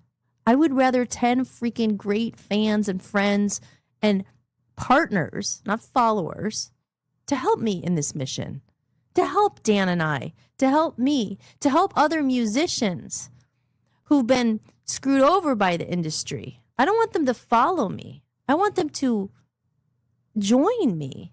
I want them to join me on my new platform that I spent freaking 6 years, not 6 years, 2 years building, but like a lifetime to get here, to be part of it, to join it, you know? And I want people to follow me when they realize who I am and what I've done and what I'm doing. Now, I don't want them to follow me because I paid like an advertisement or I boosted my post so they'll follow me. Like, you know, it's so freaking fake. It's so fake. But, and I think we said it, let's see. Social media influencers. Okay, so how does social media influencers buy their followers to make themselves look popular? And Grok says that social media influencers and others buy followers through third-party websites, services that specialize in selling fake or low quality. Okay, now but you could go, then it says like how they do it and stuff. So they buy it. So they spend their money. You know, I could buy whatever, 100,000, 100 followers, 50,000, whatever. It's probably all different prices. And then the delivery happens and then they get the bots, the automated fake accounts that, you know, will make the comments. So inactive or low activity accounts, follower farms, incentivize or exchange networks. So they do all this stuff. But why do influencers do it? Influencers. Now, remember, guys, these are the ones we're supposed to follow because they're influencing me. They're influencing us because we can't think for ourselves, right? We have to, who should we like? Who's the algorithm and the bots telling me to follow? right? So why do influencers do it? Why do people do it? The main goal is social proof. A high follower count makes an account appear credible, successful, and worth following or partnering with. Okay, so that's what makes someone look credible when everyone's following them, right? So it doesn't matter really what they're saying, what their content is, what they're actually doing, what they've done for humanity, what they've done for whatever. It's about how many followers they have and how much money they had in their wallets to pay for the followers, right? Because I've never paid for a follower. I don't have the money to pay for followers, and I wouldn't pay for followers. And like I said earlier, I would rather have my 400 followers or 50 followers who actually believe in what I'm saying, who might pick up, their wallet and freaking buy my song instead of download it for free, who might say, you know what, I like what she's doing with the Reconnection Movement. We should band together. Let's support each other. Or I love what they're doing with Voice of the People radio. That must have taken a lot of time. Like, that's something we should all, jump on and bring smart people together. Like, my audience, I don't want to have to pee on camera for someone to follow me. Like, I don't want it. I think that's the thing. It's just like we're just programmed and conditioned. Like, this is what you have to do. This is the only way to break through. And for music too. I've taken a few like courses and things because I thought, oh, well, I'm releasing music myself and I love my music. It's my heart. It's everything. And I want people to hear it, and I just feel like it's so sad because some days I feel like it's going to get lost. It's like a work of art. Now, not just mine. There's other people too. I'm not saying it all like, oh, it's only me. Only I'm good. Not at all. I feel bad for the people who care more about their music and their art and their message and whatever else they're doing, the book they wrote that came from their soul, not from ChatGPT. From their music didn't come from ChatGPT. From what the hell is that thing called? I don't remember. What is it? Sonar or something? They didn't come from there. It came from their soul. It came from their pain. It came from their passion. It came from the gift that God gave them. That's where it came from. It didn't come from these places. I lost my train of thought, what I was saying. But that happens to me sometimes. But let's see. Hold on.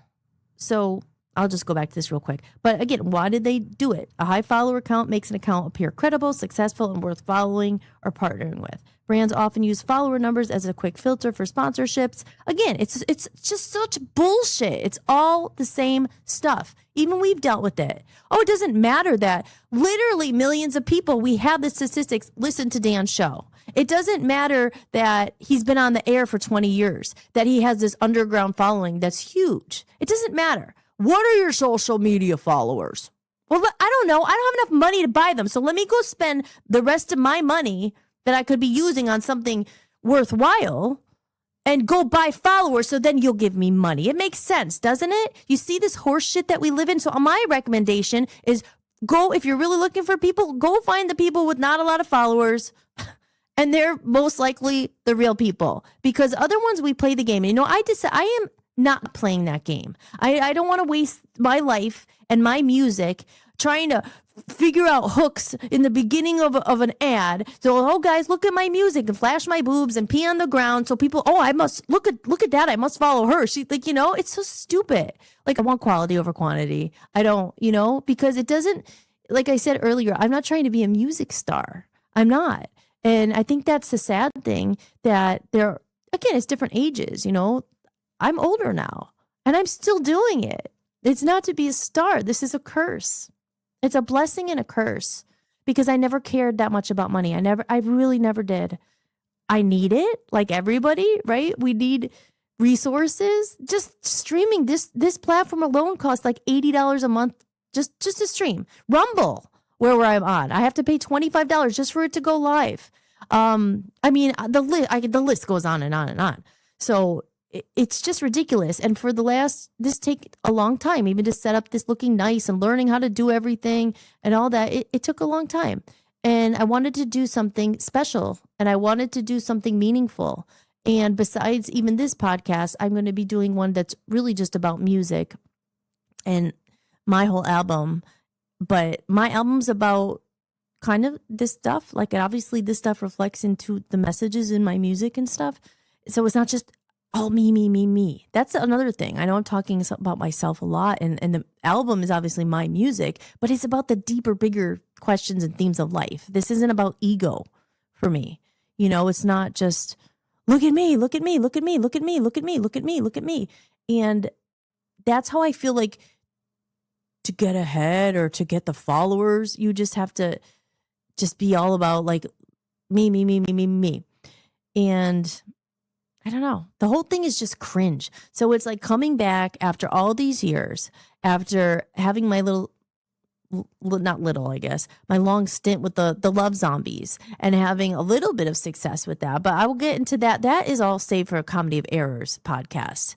And that is literally, it's $10 a month to join. I'm going to be doing, and it's on my Buy Me a Coffee. It's scrolling across the top there. If you go to my website, hollismahady.com, you could join there if you're interested. That is where I'm going to get into the really behind the scenes of the music industry. That's really just about music. And like I said, it's not just about my music. We're going to talk about other things going on and the themes of my songs, which is, you know, shadows, darkness, but then it goes into the light and the journey of the soul and the psyche. And there's like a lot of complex stuff, but that's, you know, I know it's not for everybody, and that's okay.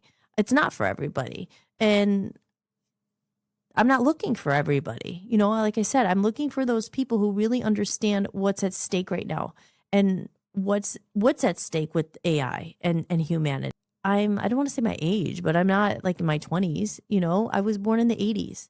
And we were the last, I really do feel we're the last generation here who remembers what it's like not to be a robot. Everything I said in the Reconnection Movement there. Like, we remember what it's like to not have phones. Like when we were, and people who were older than me, they had longer times without phones. So they got used to what it's like to just go out for coffee and not have a phone and just like talk. And then you remember, like when you go home, you have that memory. Like if it was a good time, certain times you remember for a long time, just those meaningful connections that are so few and far between this day and age. We have to fight for them. You know, that's what I think is the main, what's the word? The main message. We have to fight. People like me. I know there has to be some people out there. Hi, Elias. Elias is in the chat room. Are you still there, Elias? Well, thank you for coming in, and thank you for saying hello. It's good to see you via chat. And we have to fight to preserve what's left, at least for us, for each other. As I said, if you have kids, fight for your kids, fight for your future with it, fight for your kids' future. And when I say fight for it, like I said, there's no stopping AI. Like, it's here and it is not going anywhere. And I cringe thinking, oh my gosh, what's going to be like in 5 years? What's going to be like in 10 years? You know, what I said in the video, is Elon Musk right? Will we not need jobs? Will robots do everything? And he said in one of his videos, like he's worried, what will people find purpose and meaning for, because a lot of people just work their whole lives. And I get that, you know, I know what he's saying, but I don't know. Any comments out there, just let me know. But yeah, I know I'm kind of all over the place, but it's nice. It's talk therapy. I'm getting more used to it now. So I will take a little intermission here to say, look I have my lyric painting. I'm at 6% right now. So now I said here, lyric painting giveaway once I hit $100. Now, again, the reason why, like I'm asking, you know, I'm going to take tips and stuff because this is not free. It is not free to do this. And I want to offer value to my followers. No, I don't want my followers, my friends, people who feel the same way, because it costs a lot of money to do what I'm trying to do and what I've done and what I'm building. The bills are endless. So if you enjoy it, you know, if you can't, I'm not asking hundreds of dollars, $1. And if you throw $1 in the tip jar, you could put more if you can. And you enjoying this, if you're enjoying it, thank you. Send something. You know, the little coins will drop it into the cup. And it took me a long time to set that up. So I like to see it work. But I don't know, there's 6% in there now. There was only 1% before. So I didn't see any coins drop. But if anyone did that, I will find out. And I'll thank you. And I thank you very much for that.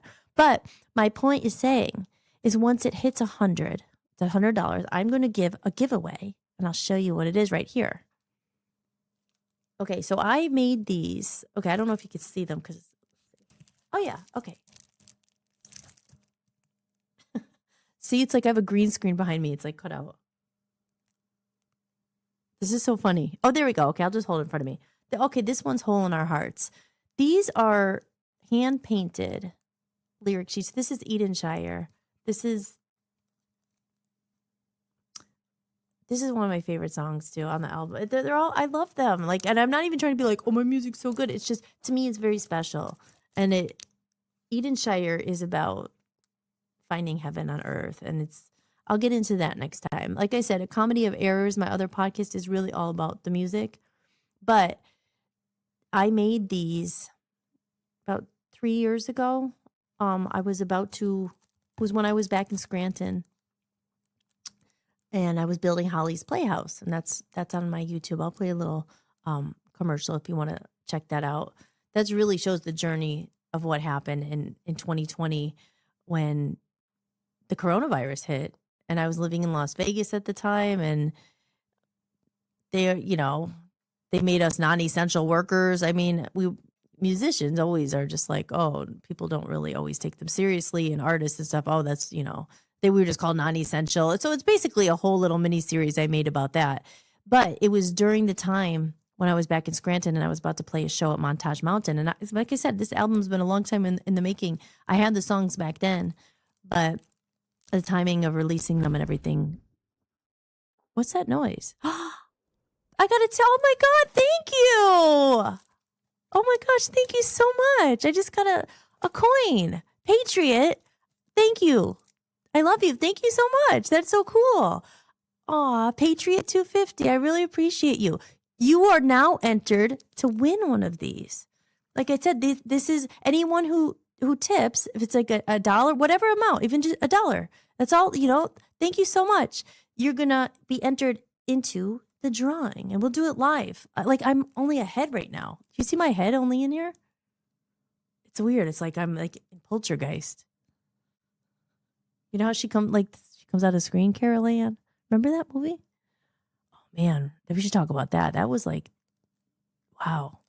Well, Dan and I, we were talking about doing a Coast to Coast. I don't know if anyone ever saw that show or listened to that radio show about a little, oh my gosh. Thank you so much. It was Elias. I just see this, Elias. I'm new at this. Sage has tipped $5. Thank you so much. You are now entered to win a hand-painted lyric sheet. That's going to be worth a lot more money someday than I'm selling them for. But yeah, these are also on my website too. I'm selling them. I'm selling them for $50 each. And all the money, I can't say my head is like in the screen there, but all the money I raise from this, obviously some of it goes towards helping stay on air with the bills and everything. Thank you again, Elias, if you're still there. Thank you. I love it. Look at the little coins in the cup. That's awesome. But yeah, I started at 1 and now we're at 7. But when we get to 100, we'll do a drawing. I'll pick them from a cup or something. We'll put all the people. I'm keep track of it, and then you'll win one, and I will mail it to you personally. So, but yeah, these are the titles of my songs. And it was back in Scranton. I remember I was so sad when I wrote these, actually. It was my cat got hit by a car. I don't want to talk about it because I'll start crying, but it was horrible. I was so sad. And I was about to do this big show I had worked so long to get at Montage Mountain. And it was just like 2 weeks before it. Oh my gosh, I got to tell the story one of these days about Tinklepaw. Her name was Tinklepaw. She was a little angel. I loved her so much. But she got hit by a car, and I was devastated because my dad had just died. Well, like a few months before, obviously. And she was like my little angel, and she was there for me, and I was living in Scranton, and it's all in Holly's Playhouse. But my point is, I know I don't want to be too depressing or sad, but my point is, I remember the day I was on the porch, and it was like therapy, and I didn't know what to do, and I was Hole in Our Hearts is one of my songs. I was writing these lyrics, and I painted them. They're on nice little canvases, and I think I have about 25 of them. So I'm selling them on my website. because any of the money I make is going to go towards the release of the album, the costs associated with promoting and boosting ads. I mean, I get it. You have to advertise, right? You got to get it out. And then you're trying to compete with all these people we talked about earlier, whatever. But I do want to give it the best chance it can to break through the noise because it deserves to be heard. And I know that. And look, I just have a head in the screen now. I don't know what happened. I'm back. Hi. Hi, everybody. Okay. But yeah, so now the money, since the album's done and paid for, really the biggest thing is trying to get it out there and pay for ads. And I mean, because you have to. I mean, I don't want to do it, but you have to, like anything, you have to. The only way people get big in music, please, back in the day, they spend millions and millions of dollars. I'm not trying to like I said earlier, I'm not trying to be a music star, but I think my music's good and I think it deserves to be heard. So I want to give it the best chance. So anything you buy up there, all that, any of that money is going to go towards the promotional costs and also the cost it takes to hire people. Because I like to do a good video I would love to do one for all my songs. You know, I edit everything myself so I could save money with that. That takes forever. I enjoy it though. I like it. And it took me so long to learn how to do all this stuff. But I'm really proud of myself. I did it. But I can't do everything myself. And even like 2 weeks ago, I hired a woman. Oh, she was so awesome. I love her. Go look at my new website pictures, www.hollismahady.com. Oh, it's scrolling on the top of the thing there. And there's some pictures up there from the website from her name's Andrea Witt. Oh, I loved her so much. Hopefully we're going to be working together more. But, you know, she's an artist. She needs to make a living. I need to pay her as well, you know, and I want to pay her. Like, you know, you want to support these people because they're like me. She's doing her thing with photography. She's awesome. So I hope to go back to her and maybe she may be able to shoot some video or know someone or use their studio again. But, you know, these things cost money. So any money I raise is going to go into the content creation of it, like hiring someone to help me shoot the video or, like I said, into the ads and promotion. So the buy me a coffee's there and the lyric sheets, you can buy one. But that's why I'm saying this nice value here. If you drop a tip in the tip jar, a coin, you will be automatically entered to win. Okay, I think I talked about that long enough. And also if you scan, like that's where you tip or whatever, you scan that thing. And this is a serious question. If anyone's out there, a lot of people watch these on their phone. So you can't scan that with your phone, obviously. So if you're on a computer, you could scan it with your phone and like a link pops up and it takes you there. Otherwise, it's in the chat room. It's the streamlabs.com/VOPUSA radio/tip. It's like a little link there. And if you go on there. Okay. So anyway, so let's see. Maybe I should play a commercial. I've made all these commercials and then I did like, I'll do an intermission. And this is a lot of commercials. Here, let me play the Hollis Playhouse commercial. This is, like I said, this took me a long time to edit. This was my first real project I was determined to learn how to edit during COVID. Like I knew how to edit some stuff. Like I used iMovie. I don't know who's familiar with this stuff, but I was like, determined when I got kicked in the ass back to Scranton after, I don't know, 15 years in the music industry, going home with nothing, no money, nothing.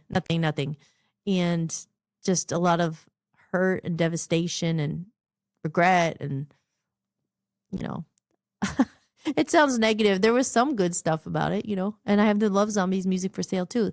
At the time, I loved what I was doing. So I'm never knocking it, but it's a different version of you. You learn and you grow. And I think when people stick with it and they never quit, those are the people I love so much because I know how you feel. You can't let the songs or maybe it's not songs made for you, maybe something else, whatever it is, your passion. Don't lose the dream. Don't stop. Don't let the music in your heart die. Don't let the songs die. And that's why I fight. So here, this is Hollis Playhouse. I'm going to play this for you. And you can watch this on VOPUSAradio.com. It's free to watch. You just put in your email, and there's 10 episodes there. And it tells a little bit more, you know, about me if you're interested. And why you should follow me. Ooh. Here we go. Holly's Playhouse is a raw, real, and emotionally charged docu-style miniseries following the turbulent journey of me, singer-songwriter Hollis Mahady, who left Scranton, Pennsylvania in 2010 to chase stardom in Hollywood. For nearly a decade, I fought to make my mark in the entertainment industry until 2019, when the world changed overnight. Told through a lens of humor, heartbreak, and hope, this is a deeply personal series that captures the highs and lows of a creative spirit navigating sudden change. If you want to check it out, head over to www.vopusaradio.com. Just go down to the Arts and Entertainment channel and you'll find it there for free to watch. All right, now I'll play the music commercial. Need some new tunes to listen to? Why not try the Hollis Mahady Music Collection?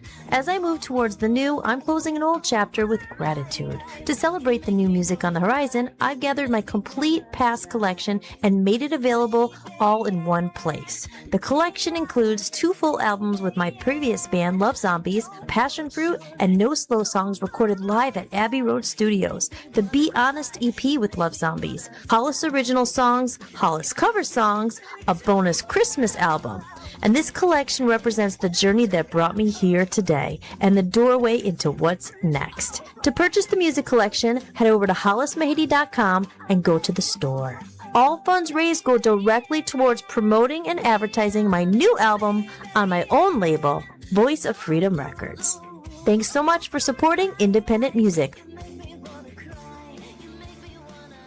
All right, and now I will play about the Comedy of Errors podcast. The other one, this is for the music fans. I'm pulling back the curtain to let you in on a truly rare behind-the-scenes experience. Welcome to the Comedy of Errors podcast, your exclusive look at the music, the story, and the journey that goes into making it all happen. This podcast is for those who want to go deeper, explore the themes of life and music, and be part of something truly special.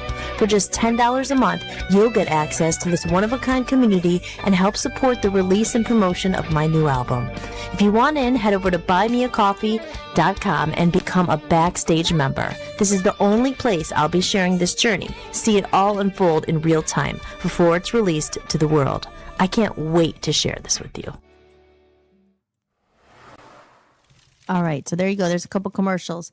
And like I said, that's why it took a long time. I made all those commercials. It took forever, but now I could, when I'm talking about certain things, I could go to them, but I'm doing everything here myself. And again, I want to say thank you so much again to Patriot 250. I don't know if you're still there. And I just thought about this. Like, if you want to sign up for my email on hollismahady.com, because I want to be able to keep track in case you do win. I hope you come back, because this is my goal, is to do this every night.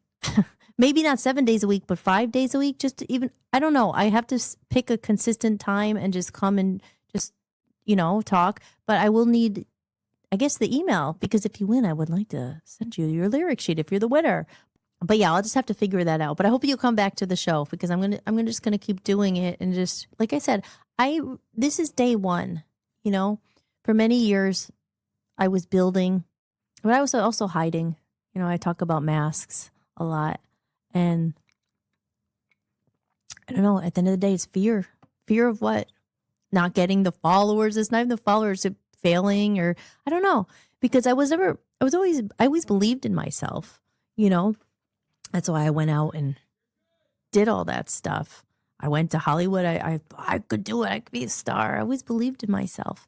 But when you start to peel back the layers of the onion, you start to uncover a lot of messed up stuff inside of you. And I think everybody deals with that. And I think it's very brave for people to look at that. And I think a lot of people don't look at that. It's not fun.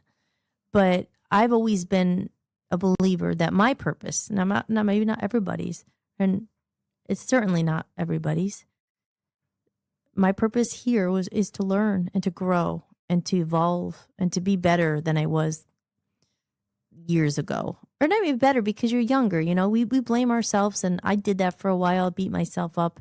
Well, I made mistakes like everybody, and you beat yourself up, and we're so mean to ourselves, right? We're mean to ourselves, and we're hard on ourselves, and we didn't know maybe better at the time. Maybe we did, but we make mistakes, and that's what life is about. It's about, this is my 2 cents on it. I think life is really about finding who you are. And it sounds very like cliche, like you're always searching. I was always searching. I'm like, I thought I had to go out. Is this? I sound like it, like freaking like the Wizard of Oz. Like it was with you the whole time, dear, and it was. It's always with you. Let me do a little commercial. 15 show slots are now open on Voice of the People USA radio and television network. With millions of monthly listeners worldwide, VOP USA is accessible on Roku TV, Fire TV, Android Now TV, it's- the mobile apps, and the web.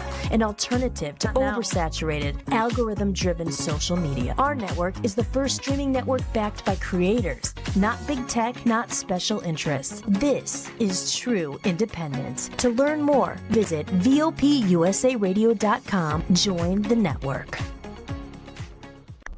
Are you liking the music in the show? The music you hear in my videos and during the show is licensed through Epidemic Sound, an amazing platform for creators. If you make videos, podcasts, or content of your own, head over to HollisMahady.com, go to the podcast page, and sign up for a free trial using my link. And if you're just a listener looking for new music, you'll also find my playlist of favorite songs I use in this show. Signing up through my link supports the show and the musicians too. But yeah, there's a lot there. And like I said, this is new, and I got to get into the flow in the routine. I'll never forget. This is my first show. This is cool. I'm so happy. I was saying we're hard on ourselves in life. And I do this too. So trust me, I'm not like preaching, like don't do this, but I know we're hard on ourselves, and we never, or it's less rare to give yourself a break sometimes, and to if you did something, you accomplished something, say congratulations to yourself. I'm really proud of myself. And I used to never, I'm not good. It's not enough. I didn't get that. Whatever. Like I was very hard on myself, ambitious, and like nothing, never good enough. I have to keep going till I get this. And we're always chasing something outside of ourselves. I think that's where I was before the weird freaking keyboard alien robot. It was the robot was coming. So he came to interrupt me. He came to interrupt the real human. But I know myself, and we're also, I feel conditioned to this. We're always searching outside of ourselves, right? It's always like, oh, that'll make you happy. The job or promotion will make you happy. The wife or the partner will make you happy. And so, yeah, like I'm not gonna lie. Sometimes these things do bring you temporary happiness, but then the relationship goes south, and it's like, oh, I want to die, or that you lose your job and your identity's gone, and these are real things that happen. Like I faced all of them, But at the end of the day, I think it's the real happiness. It sounds cliche, like I said, Dorothy has been with you the whole time. It is finding yourself through it all, and finding that connection to yourself again. If it's religion, if you're, God, a higher power, those are the important things in life. Those are the things that it's just, I don't have time for that. I don't have time for that. I have time to pray. I don't have time for that. I'm so busy. I'm so busy rushing around. I'm so busy trying to find what it is that's going to make me happy. But it's really, I think it's an inner peace, and it's not easy to find. And trust me, I'm not saying I have all the answers, but through my journey, I'm the happiest I've ever been, because I've come out through the other side. And even this is a big step. This took a long time to do. And why did it have to? Why did it have to take so long? Oh, I needed to be perfect. I need a commercial. I need this. I could have gone on a microphone and talked a long time ago, but I was also hiding away. I was hiding away because I had, like everybody, you have experiences, trauma, and things like that, and you doubt yourself and you question yourself. And like I said, it's done by design a lot of the time. The world, the world teaches us to, it teaches us that happiness is outside. It's about how much money you have. That's what it's taught. Like the followers, about how many followers you have. It's about your social media. Oh, how much social?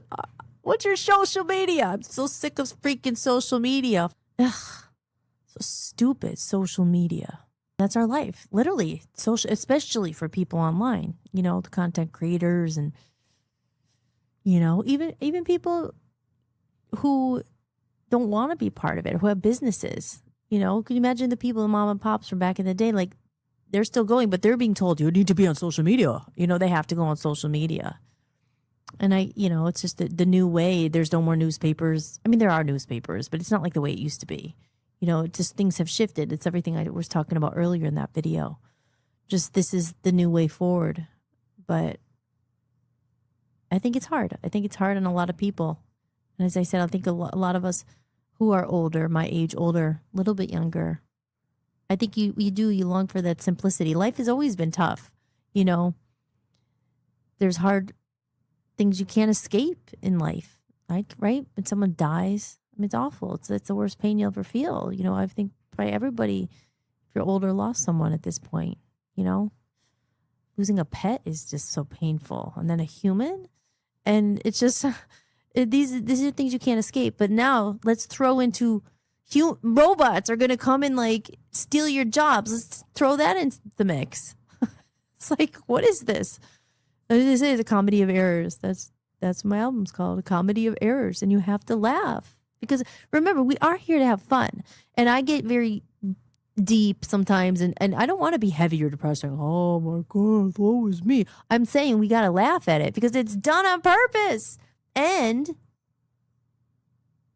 if you are angry, the best way to combat it is to live your best life, to be happy, to laugh, you know, to watch whatever it is that makes you happy, to laugh, to not let it destroy you, to not let it beat you down, to not let it make you run away and stay under the covers for the rest of your life because whatever happened to you, whatever it is, you know, because everybody's dealt with some horrible thing that's happened to them or someone they know, you know, whatever it is, from personal trauma, abuse to getting injured, getting a sickness, losing someone. Everyone deals with it, you know, and it's hard to escape that sometimes, the sadness of life. But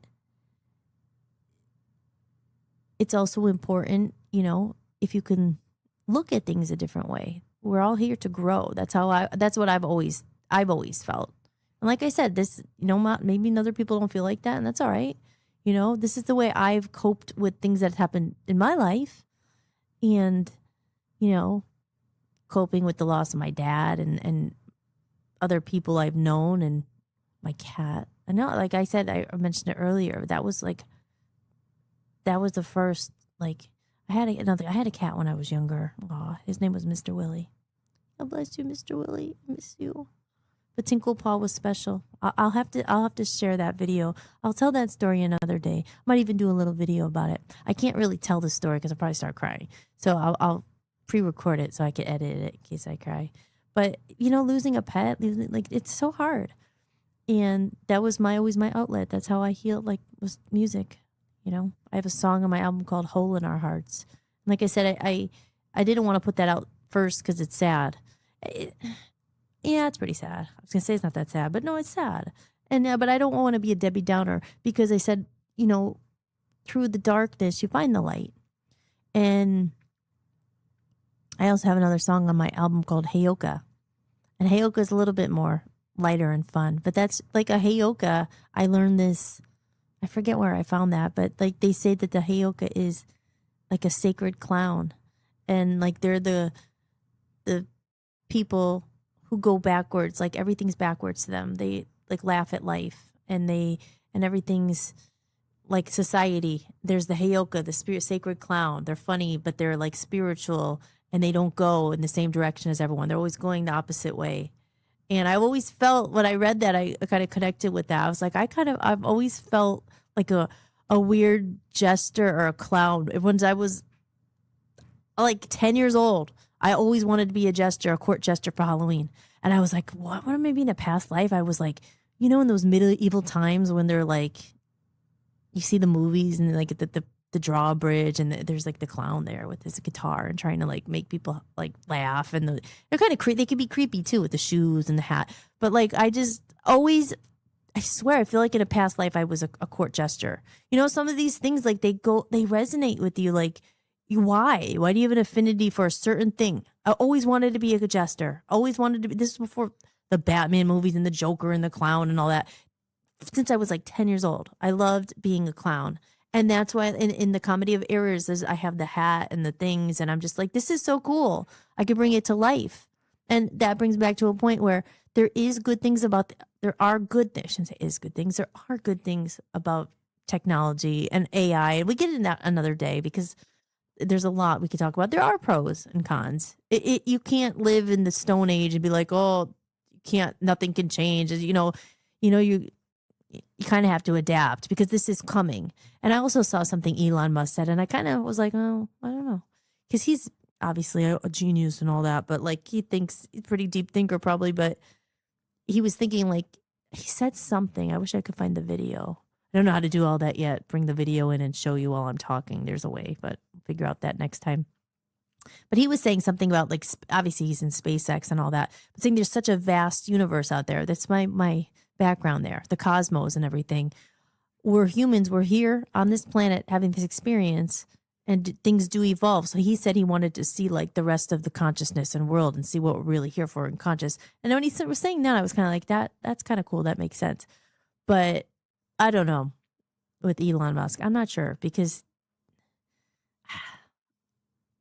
putting microchips in people's brains and things like that, that's merging man and human.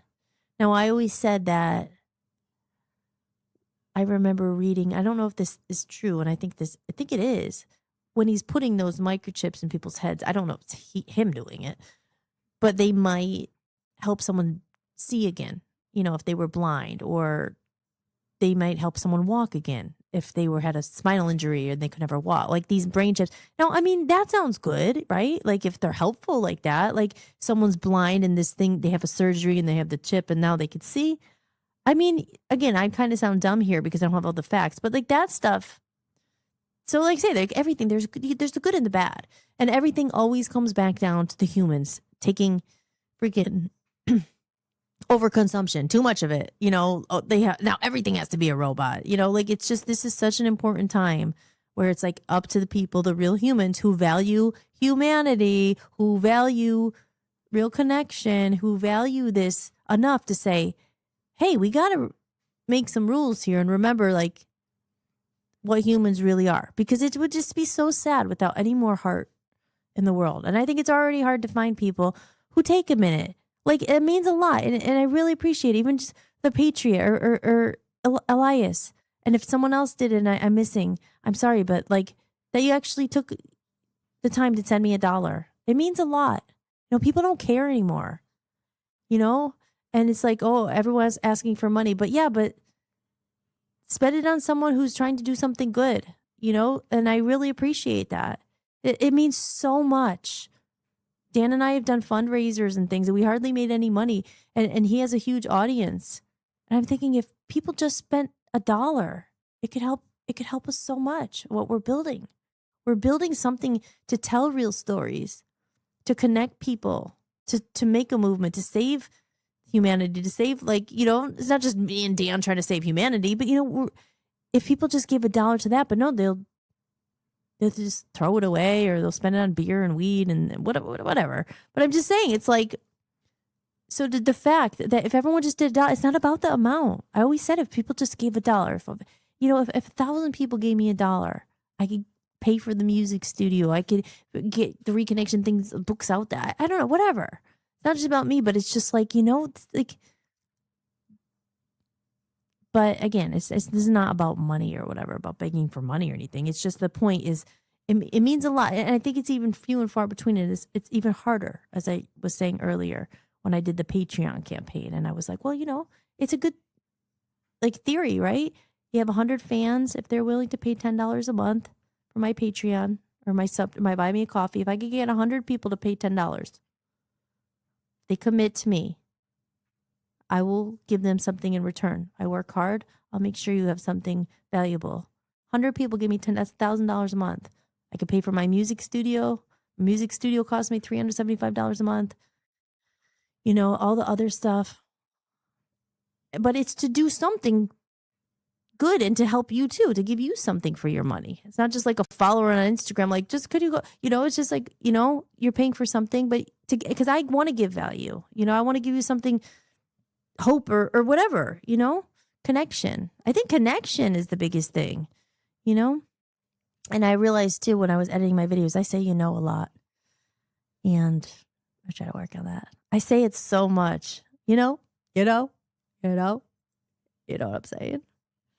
I also, when I was trying to pick my outfit for today, I wasn't sure what I should wear, and I had a vest in my closet. And then I realized, like, what are the point of vests? A lot of guys wear vests. Now, I got this vest, and it was kind of cute. It was furry. But when I put it on, it makes me cold. Like, it makes my arm is really cold. I don't know. Why do people wear vests? Anybody out there wearing a vest? I didn't mean to offend you for wearing a vest, but I don't know. I know like hunters wear vests and stuff, but I just see the point of them. They make me colder when I put them on. Make my arms cold. Anyway, so yeah, I had a really good time. I don't even want to stop talking, but I'm going to come back. So I have to pick a fixed time slot, and then I got to stick to it and commit, because I really would like to build a community. And I talked about it a little bit. I'll talk about it more tomorrow or next time about Voice of the People. Voice of the People is something, it's a platform. It's airing right now on the Voice of the People U.S.A. radio and television network. And I really, I said I always foresaw things with the Reconnection Movement. I saw things ahead of the time. I know what we're building is very important, and I know it's special, and maybe not a lot of people realize it yet. But I know it's needed. It's going to be really needed, because we are making sure the people who come on it get it, and it's like, I want to make sure on the music channel, there's no AI music. And as I said, if you make your videos or your clips in AI and all that, but that's the rule there. I want music. I really want to find music or someone, and there is it. I haven't really searched because I've just been trying to get my own thing going and everything. But I want to find that music where it makes you cry, not make you sad. But when's the last time? And if anyone's listening or in the chat room there, drop a comment. What's the last song that made you cry, or in not cry in a sad way, or moved you or made you feel something? That's the music. I want to find that. I want to find that, and I want to give that voice and that song or that artist a platform. But we need to help each other, and that's why I spent so long building this. It wasn't just for myself, but I did know that instead of trying to compete in a sea of zillions of people and having to pay the bots and pay the people and pay people to follow me, that was the thing. Even just putting my music out for the first time on Instagram, a couple weeks ago, I got 10 people right away. Oh, I like your music. I'm going to share it. I have 1 million followers or whatever. Not 1 million, but whatever. And I'll just write back, oh, thank you so much. Awesome. I appreciate that. Followed immediately by, okay, here's your price list. If I share it, it's this. You'll guaranteed you'll get likes, guaranteed you'll get followers, engagement. And that's what we're dealing with. That's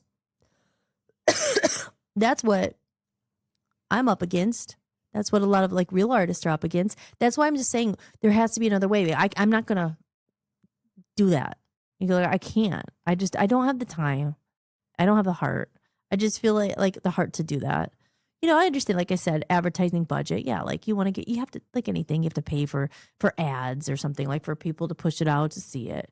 But, followers and buying people to, I don't want them. I hope people discover it. I hope that it speaks enough that people say, oh, this is cool. I like this. Or, I want to hear more. Or, I told you, I say, a lot. If I had $1 for every, I'd be rich. I have to pee. But yeah, I'm a late night person. So I think just consistently doing this, we could build this together, guys. We could do it. We could build this together. And we're going to bring all the humans here. And we're going to make something. We're going to fight. Because I fight. I fight for what I believe in and fight for what's important. And yeah. So with that said, I guess I will. It's cool. I see that there's 24 people viewers. I don't know. There's some people in here watching. It's weird because you talk to yourself and you don't, if people aren't commenting, you don't know if anyone's there. And then you're just kind of talking yourself, which that's all right. It's like talk therapy. I do it on Thursday nights with Dan, but there's always like kind of, he's there too. It's more the political stuff. But then when I get on, we end up talking about other stuff. Like I think I mentioned the Coast to Coast. I love that radio station. Coast to Coast always talked about like weird things like the angel readings and the Area 51 and the Sasquatch, like we were saying, all that stuff. So we have a radio and television network. So we're going to do something like that late night. But yeah, it just actually just feels it feels good. It feels fun to be back out. So remember the state, guys. Besides the weird little freaking, I don't know what that was. It sounded like that. It went crazy. The robot started attacking me in my soundboard over there. But today, now it's technically the March 15th. Wait, is that like the Ides of March? Isn't it? March 15th. Is that from Julius Caesar or something? The Ides of March. Et tu, Brute. Wasn't that? I didn't read the whole thing. I always thought that was a little bit. It was Shakespeare. Well, Shakespeare wrote A Comedy of Errors. That's what it's from. Shakespeare's a little hard to read, all that stuff. I know, like, that old English and the way they talked, you had to get the Cliff Notes and translate it. But I do remember Et tu, Brute was even you, Brutus, like he stabbed Julius Caesar in the back or the heart. I don't know. I feel dumb because I didn't read the whole thing, but I do remember the gist of it. But yeah, it's hard to come by a good friend too. Loyalty, all these things. These are morals. When someone says they're going to call you back, call them back. We talk about it a lot because Dan's looking for a new job and it's just been a nightmare. People are so freaking mean. They just lie. They just lie to your face. No morals at all. Just who cares? Who cares? Who cares? Who cares? Who cares? Who cares? They say, "Oh, we'll call you back tomorrow." Well, no, either way, we'll let you know. We're gonna, even if you don't get the job, it's not right to do that. They don't call. They don't care. It's like this is what we're fighting for. To have a little bit of that still means something. Morals. I'm not saying I'm like some like, oh, so holy and moral and like I haven't made mistakes, of course, but it comes back to you. What you put out comes back. So I don't know, you try to do the right thing. And sometimes you definitely don't get rewarded in this life for doing the right thing, it seems like, right? You try to do the right thing, you end up getting screwed over. What is it? The no good deed goes unpunished, right? That's the problem. But we got to fix it. We got to turn it back around. That the good guy can win. I think that the good guy can win. And I think the good guy in the end will win, But this is what life is. It's a journey. It's a comedy of errors. It's a chat. It's a story. We're all the main character in our story. So we can write a better story. We do have the power to change it. But like I said in the video, we're here to just go through this together and watch this crazy shift of humanity happening and save some of that humanity and whatever, just remind each other that there are some people out there. And I hope you guys find me. And again, thank you so much to Patriot 250 for being here. I don't know if you're still here. Thank you, Elias, for coming in. Thank you, Dan, and everyone else who might be watching. Thank you so much. I'm Hollis. And just before I go, I will say check out my website, hollismahady.com. If you want to join my Buy Me a Coffee community, you could go over there. Like I said, I'm going to be doing my Comedy of Errors podcast. That's all just about music. And that's if you become a Backstage Pass member. And it's $10 a month. And you get a lot of stuff for it. And I'm going to do all these other podcasts. It's just for the music. I'm only doing it on that page. So I don't care even if there's only 2 people. I'm doing it for us. And eventually maybe other people will find it. But I'm literally just doing it there because, you put your music out to the world, but not everybody needs to hear the whole story. But if there are people interested and really want to go deep and see all the stuff behind it, that's what it's for. And it's kind of, like I said, a time capsule for me to record it, and because I've been waiting a whole lifetime for it. So hollismahady.com, you could see the links there for Buy Me a Coffee. There's also the link there for the Reconnection Movement. If you want to download the PDF for free, you can look at that. Send it to a friend. And if you like this, again, tune back in, because I'm going to come back on tomorrow. At least, I don't know if it's going to be as long as I went tonight, but I'm thinking to try to do it every night, at least for an hour, but maybe 2 hours. And yeah, we'll build something cool here. But I guess until next time, maybe that'll just be tomorrow. So thank you so much for listening. And if you manage to stay here between, in the interim when the robot attacked my soundboard there, thank you for staying. And I don't know. That's it, guys. Okay, so I'm gonna close it. Oh, I love this song. Okay, so I'm closing the show with my outro goodbye video. And it's just saying goodbye, but at the end there's a song. It's called Lights. And I just think it's such a beautiful song. I love this song. And I will be playing it every show at the end, just like I'll be playing the intro song in the beginning. All right. And if you like the song, that's where I get it, Epidemic Sound, and that's on my website too. So we'll talk more tomorrow, but this has been awesome. It's been a great show. I had a lot of fun, and I can't wait to see what the future holds, because remember, if you're longing for something, create it.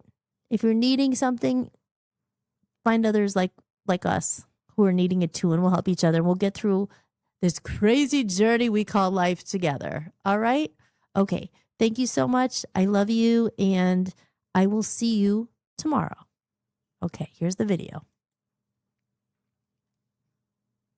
Thank you for watching Hollis-tics, hosted by me, Hollis Mahady. If you enjoyed the show, be sure to share it with someone who might need it too. And if you'd like to support the podcast, you can visit buymeacoffee.com/Hollis Mahady. You can make a one-time donation or become a member for just a few dollars a month to get extra podcasts and exclusive behind-the-scenes content you won't find anywhere else. Or simply scan the code on the screen. Your support truly means the world to me and helps me continue creating independent content for you. If you like the music featured in this show, I license it through Epidemic Sound. You can head over to hollismahady.com, click on the podcast page, and use my link for a free trial. And don't forget to check out VOPUSARadio.com, where I host my music channel and am building a growing community of independent musicians.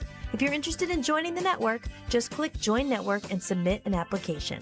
Until next time, remember that you are loved and never alone. From human to human, big hugs. Thank you for being here, and I'll see you next time. Enjoy the outro video. I love this song. Lights shining from the window late at night. I'm just watching someone else's life go by, wishing it was mine. Dreams, everybody has them at the start. Somewhere along the way they fall apart, and it makes it kind of hard to look up at the lights. When the lights go out, everything is clearer. When the lights go out, I could finally see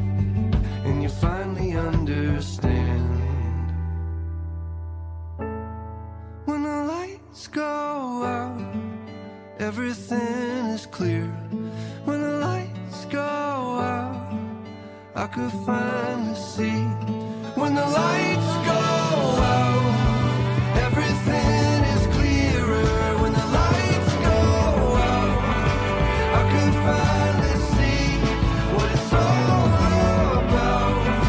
Standing in the mirror when the lights go out, it's you looking back at me.